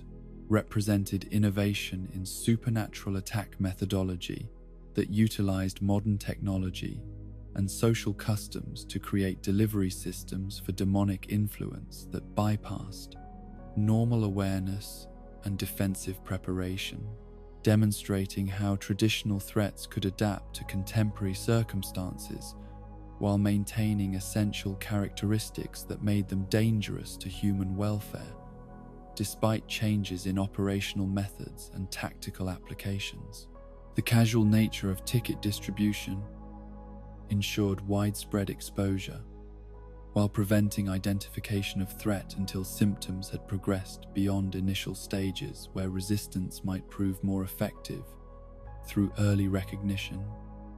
and immediate countermeasures.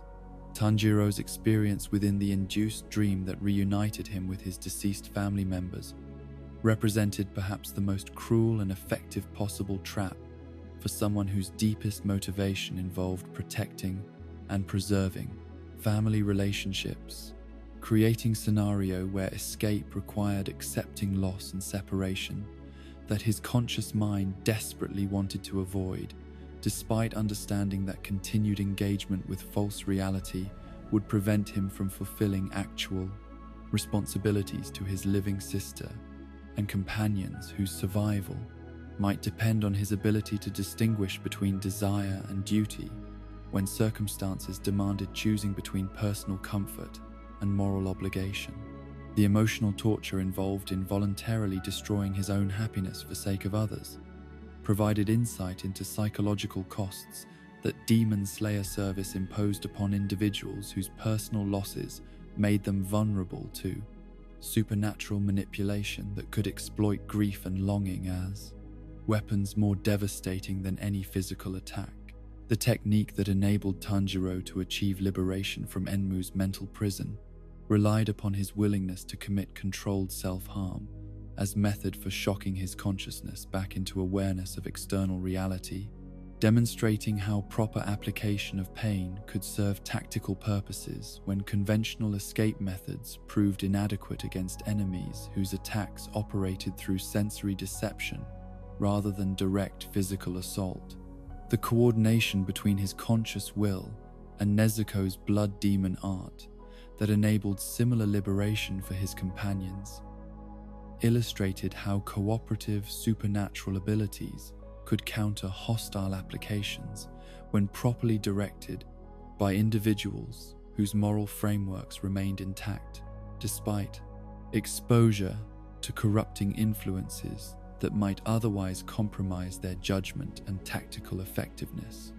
The discovery of Enmu's true body merged with the locomotive itself created tactical challenge that required innovative approaches to demon elimination when conventional decapitation methods became impossible to apply against opponent whose vital areas had been distributed throughout. Mechanical systems that conventional swords could not access or damage effectively without destroying entire train and killing innocent passengers whose protection remained primary mission objective despite strategic advantages that might be gained through acceptance of collateral casualties. The coordination between multiple demon slayers whose individual capabilities had to be combined for achieving results that none could accomplish alone demonstrated importance of tactical teamwork when facing enemies whose supernatural advantages required human cooperation that exceeded normal combat coordination. The flame-breathing techniques that Kyojiro employed during his confrontation with Akaza represented pinnacle of human achievement in supernatural warfare, his decades of training and spiritual development, enabling manifestation of power that approached divine levels while maintaining moral framework that distinguished legitimate demon slayers from individuals who might be corrupted by exposure to capabilities that exceeded normal human limitations through supernatural enhancement or demonic influence. The philosophical dialogue that accompanied their physical combat revealed fundamental differences between human and demonic approaches to existence. As Akaza's offers of immortality and unlimited power were rejected through commitment to values that transcended individual survival to encompass protection of others whose welfare provided meaning that eternal existence alone could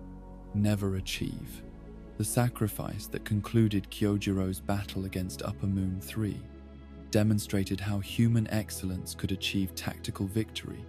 even against apparently superior opponents, when proper technique was combined with absolute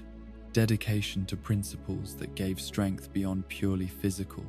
capabilities. His willingness to accept mortal injury in exchange for preventing Akaza's escape, proving that Demon Slayer success often required individuals whose commitment to mission objectives exceeded their instincts for personal preservation.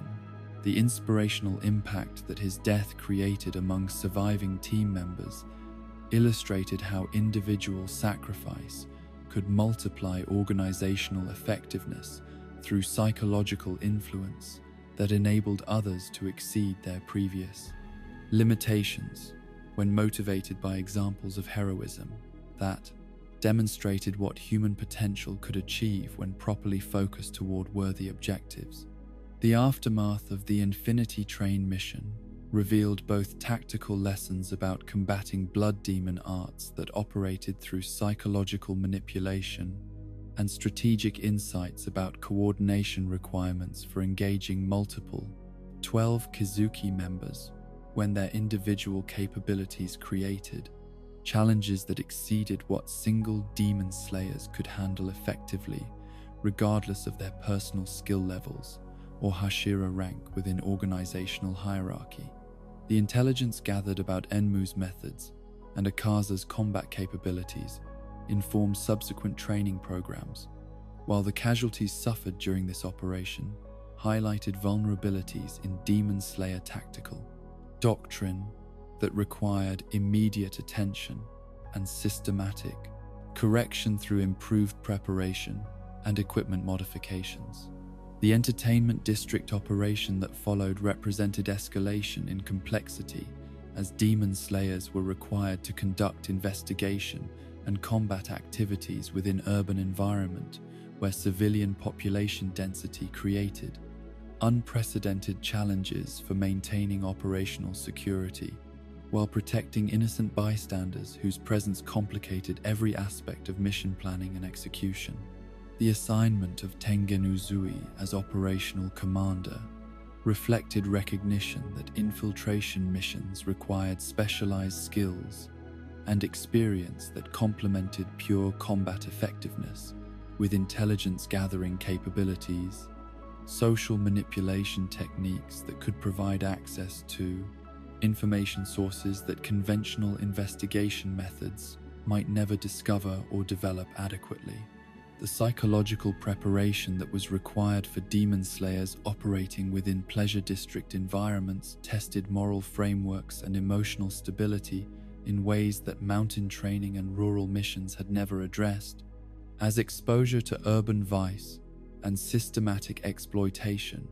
of vulnerable populations created ethical dilemmas that required careful navigation to maintain mission focus while avoiding corruption or distraction that could compromise operational effectiveness. The cover identities that team members adopted required acting abilities and social knowledge that supplemented combat training with skills that formal Demon Slayer education had never been designed to provide through conventional instruction methods and practical exercises. The discovery that Upper Moon 6 consisted of two demons functioning as single entity through supernatural symbiosis created tactical problems that required innovative approaches to coordinated combat when conventional elimination methods proved inadequate against opponents whose shared vital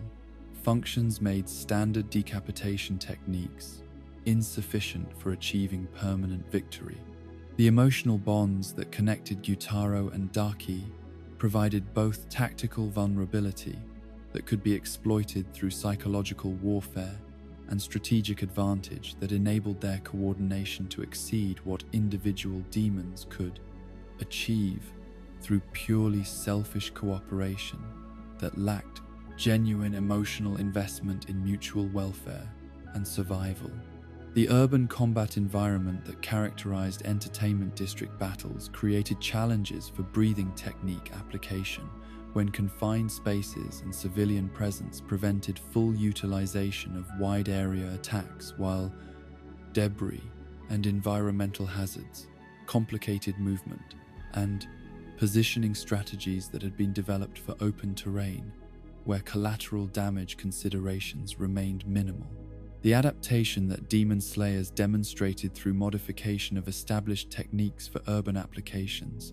illustrated organizational flexibility that enabled tactical evolution without abandoning fundamental principles that had proven effective through generations of accumulated experience and practical testing against diverse supernatural opponents. The Swordsmith Village assault that followed represented direct attack on Demon Slayer infrastructure by coordinated force of Upper Moon demons, whose strategic objective involved elimination of weapon production capabilities that enabled continued human resistance against supernatural domination through systematic destruction of specialized facilities and personnel, whose skills could not be easily replaced if organizational continuity were disrupted through targeted elimination of irreplaceable resources. The defensive preparations that were implemented in response to intelligence warnings demonstrated growing sophistication in Demon Slayer strategic planning, while highlighting vulnerabilities that had not been adequately addressed through security measures that assumed individual infiltration rather than coordinated assault by multiple elite opponents. The simultaneous engagement of multiple Upper Moon demons during Swordsmith Village defense created tactical scenario that exceeded anything previous Demon Slayer experience had encountered, requiring coordination between Hashira and support personnel whose individual capabilities had to be multiplied through strategic deployment and resource allocation that maximized collective effectiveness while preventing any single point of failure from compromising overall defensive success. The casualties that resulted from this engagement affected both human and demonic forces while providing tactical intelligence that informed subsequent strategic planning about resource requirements and training priorities that would be necessary for surviving similar large-scale operations in future conflicts. The Hashira training program that was implemented following these major engagements represented systematic effort to enhance individual and collective capabilities through intensive instruction that combined traditional techniques with tactical innovations that had been developed through analysis of recent combat experience against 12 Kazuki members whose abilities had revealed weaknesses in established training methodologies. The physical conditioning that characterized this advanced preparation pushed participants beyond previous limitations, while psychological preparation addressed mental resilience requirements that extended combat against elite supernatural opponents inevitably imposed upon individuals whose previous experience had been limited to conventional demon elimination missions. In the crimson twilight that marked the beginning of humanity's final gamble against supernatural darkness, when every demon slayer who had survived the crucible of training and combat gathered their courage for one last desperate assault against the progenitor of all evil, whose existence had poisoned the world for nearly 1,000 years, there arose from the accumulated wisdom of countless battles and sacrifices a strategy so audacious and dangerous that its very conception required acceptance that most who participated would never see another dawn, yet whose potential success offered the only realistic hope for ending the nightmare that had claimed millions of innocent lives while transforming paradise into hunting ground where humanity cowered in shadows while monsters stalked through darkness, seeking flesh to devour and souls to corrupt. The preparations that preceded this ultimate confrontation represented culmination of organizational development that had transformed scattered individual heroes into coordinated force capable of challenging enemies whose power had once seemed absolutely insurmountable through mortal means.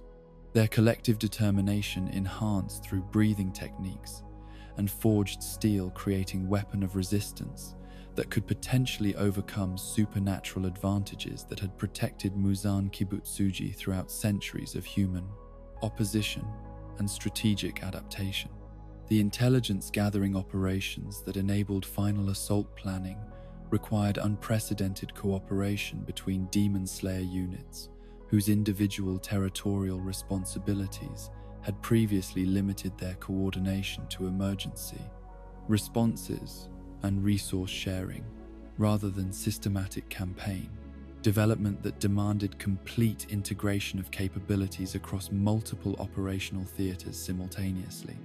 The network of informants and reconnaissance specialists, who provided crucial information about Muzan's location and defensive preparations, operated under conditions of extreme danger while maintaining communication protocols that prevented discovery by enemies whose surveillance capabilities remained largely unknown, but potentially formidable enough to compromise entire operation through premature exposure of strategic intentions and tactical deployments. The weapon preparation that accompanied final battle planning included systematic inspection and enhancement of Nichiren blades, while swordsmiths worked around the clock to produce specialized equipment that might provide tactical advantages against opponents whose individual capabilities exceeded anything previous encounters had revealed about Upper Moon combat potential when concentrated within single operational environment. The poison formulations that Shinobu Kocho had developed through years of research and experimentation were distributed among participants, whose combat assignments might create opportunities for applying chemical weapons that could supplement blade attacks with effects that persisted beyond immediate combat engagement, while providing cumulative damage that could prove decisive against enemies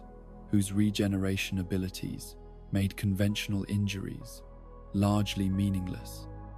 unless applied with overwhelming frequency. And precision,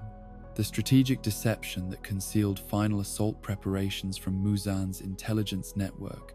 required careful coordination of cover activities and misdirection operations that created false impression of normal Demon Slayer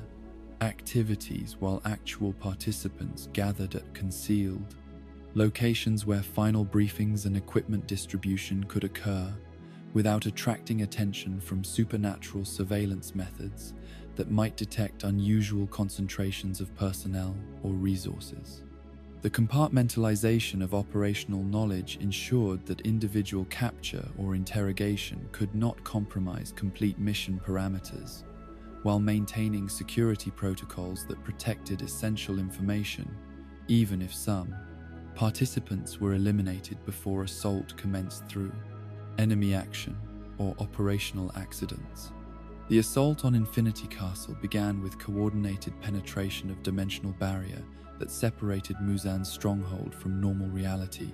requiring precise timing and spatial awareness that enabled Demon Slayer forces to breach supernatural defenses without triggering immediate counterattacks that might eliminate entire teams before they could establish footholds within hostile territory whose geography shifted according to blood, demon art manipulation, rather than conventional architectural principles. The entry teams that achieved initial penetration faced immediate engagement with defensive systems that included both autonomous supernatural hazards and active opposition from demons, whose individual capabilities created tactical challenges that required rapid adaptation to environmental conditions that defied normal understanding of combat operations and strategic positioning. The dimensional manipulation that characterized Infinity Castle's interior created tactical environment where conventional navigation and communication methods proved inadequate for maintaining unit cohesion while pursuing mission objectives that required coordination between separated teams, whose individual assignments had to be completed successfully for overall operation to achieve strategic goals that justified enormous risks and resource commitment that final assault represented. The spatial distortions that affected movement and positioning forced continuous adaptation of established tactics while supernatural architecture shifted according to hostile will that sought to isolate and eliminate intruders through methods that conventional military experience had never encountered or prepared participants to counter effectively. The encounters with remaining 12 Kazuki members within Infinity Castle created simultaneous combat scenarios that tested every aspect of Demon Slayer training and organizational coordination as elite supernatural opponents whose individual power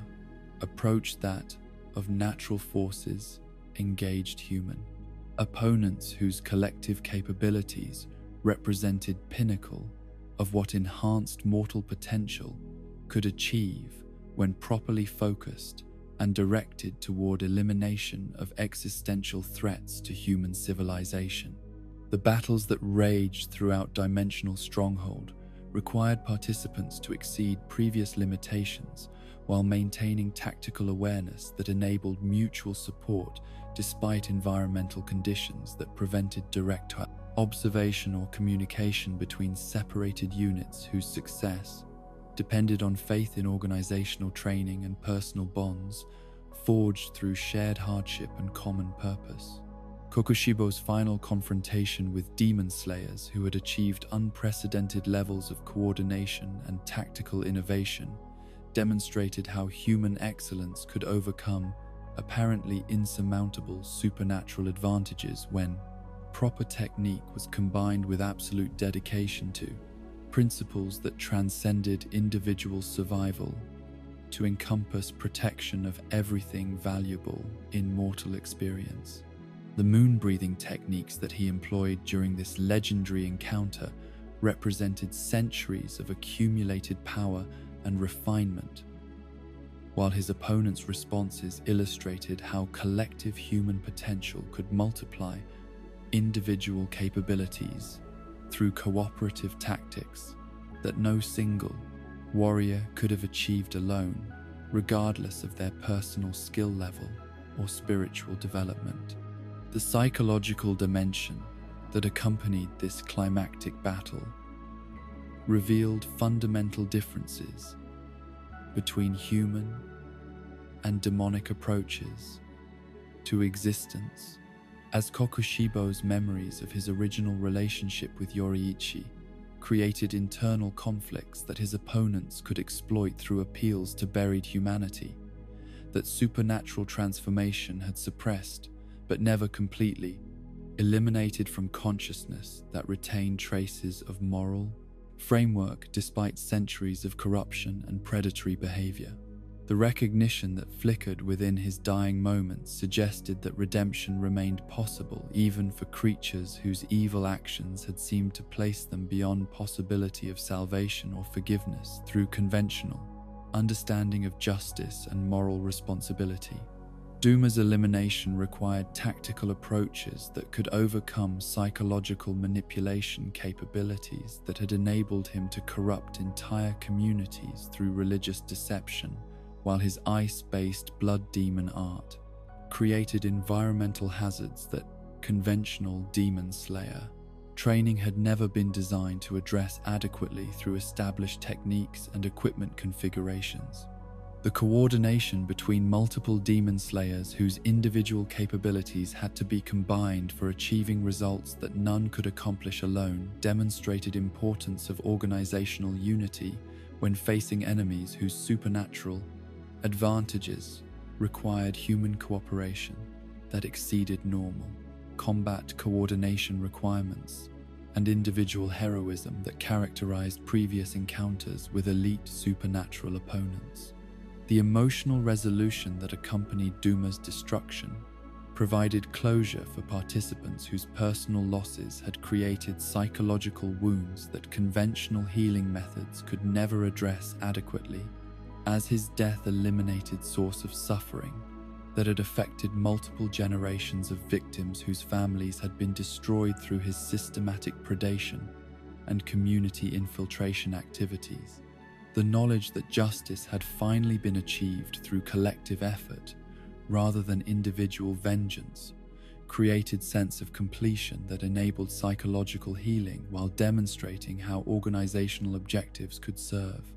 personal needs without compromising tactical effectiveness or moral principles that distinguished legitimate demon slayers from vigilantes whose motivations might be corrupted through exposure to violence and supernatural influence. Akaza's final battle represented culmination of his obsessive pursuit of combat perfection through confrontation with human opponents, whose dedication to protecting others provided strength that his individualistic philosophy could combat perfection, never understand or counter effectively, despite superior physical capabilities and centuries of accumulated combat experience. The recognition that ultimately overcame his demonic nature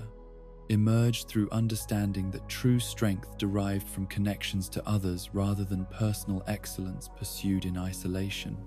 As his opponents demonstrated willingness to sacrifice themselves for principles that transcended individual achievement while creating collective power that exceeded what any single warrior could generate through purely selfish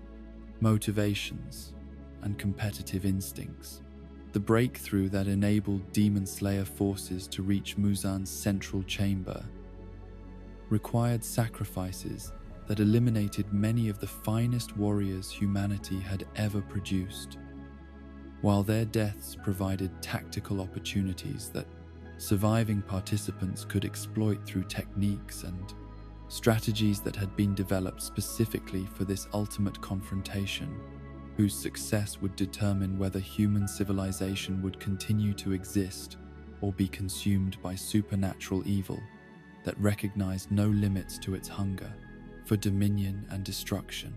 The pathway that opened through accumulated victories and sacrifices led toward final encounter that would test every aspect of human potential against creature whose power approached that of natural disaster, while his cunning and experience provided psychological advantages that complemented overwhelming physical capabilities. The ultimate confrontation with Muzan Kibutsuji transcended simple combat to encompass philosophical struggle between opposing visions of existence,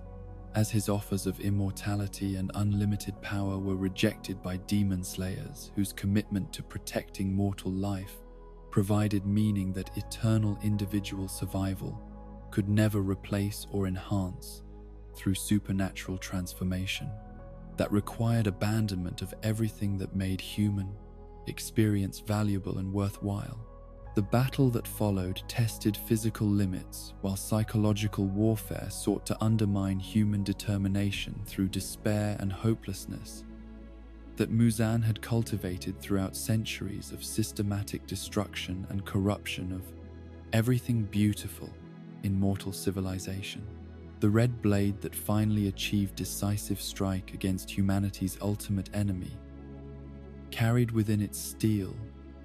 the accumulated hopes and prayers of countless generations whose lives had been shaped by supernatural terror, while their descendants' courage enabled final victory through techniques that combined ancient wisdom with innovations developed through practical experience against enemies whose capabilities had seemed designed to make such opposition impossible to maintain across extended periods of conflict. The moment when Muzan's regeneration finally failed under sustained assault represented triumph of human determination over forces that had sought to prove mortal limitations were absolute and insurmountable through conventional means or spiritual development. The dawn that broke over battlefield, where humanity's greatest enemy finally perished, carried symbolic significance that transcended tactical victory to encompass restoration of natural order, where darkness served life rather than consuming it through endless hunger that recognized no satisfaction or completion, save total destruction of everything that light had created and nurtured throughout history of conscious existence. The sunlight that completed Muzan's elimination provided closure that enabled survivors to understand that their sacrifices had achieved something permanent and meaningful, rather than temporary victory that might be reversed through supernatural resurrection or strategic adaptation that could renew threats they had believed permanently eliminated. The casualties that littered Infinity Castle represented price that humanity had paid for final victory against supernatural evil, their individual sacrifices, creating collective achievement that justified losses while demonstrating how mortal courage could overcome enemies whose advantages seemed absolute when measured through conventional understanding of combat, capabilities, and strategic resources. The names that would be remembered and honored included both famous Hashira, whose legendary skills had been essential for mission success, and ordinary demon slayers, whose dedication and sacrifice enabled tactical victories that more celebrated participants could never have achieved without organizational support and cooperative effort that multiplied individual capabilities through unified purpose and shared determination. The dissolution of Demon Slayer Corps that followed successful completion of their ultimate mission represented recognition that organizational purpose had been fulfilled, while surviving members could finally return to normal human existence that supernatural warfare had made impossible throughout their active service careers. The transition from military structure to civilian integration required assistance programs that could help former demon slayers adapt to peaceful society, while maintaining secrecy protocols that protected sensitive information about operational methods and supernatural threats that official authorities remained unprepared to acknowledge or address through conventional governmental responses and policy development. The survivors who emerged from final battle carried physical and psychological wounds that would require a lifetime of healing, while their memories preserved knowledge of sacrifice and heroism that had enabled humanity's ultimate victory against forces that had seemed destined to achieve complete dominion over mortal civilization. The veterans who returned to families and communities that had remained unaware of supernatural warfare that had raged around them faced challenges of readjustment that conventional support systems were inadequately prepared to address. Through traditional approaches to combat trauma and social reintegration, following extended military service in conflicts whose nature exceeded normal human experience and understanding. The legacy that final generation of demon slayers created through their ultimate victory extended beyond immediate elimination of supernatural threats to encompass institutional changes and cultural developments that would influence human civilization for generations after their individual contributions had been forgotten by populations whose peaceful existence had been purchased through sacrifices that most citizens would never understand or appreciate adequately. The breathing techniques and combat philosophies that had enabled victory against impossible odds were preserved through discrete educational programs that maintained essential knowledge while adapting training methods for applications that served humanitarian rather than military purposes in world where supernatural evil no longer threatened human survival and development. And so we reach the end of this 1,000-year tale, gentle blade bearer, though the echo of breathing techniques still whispers through the mountain winds. The Demon Slayer Corps stands as testament to humanity's greatest truth,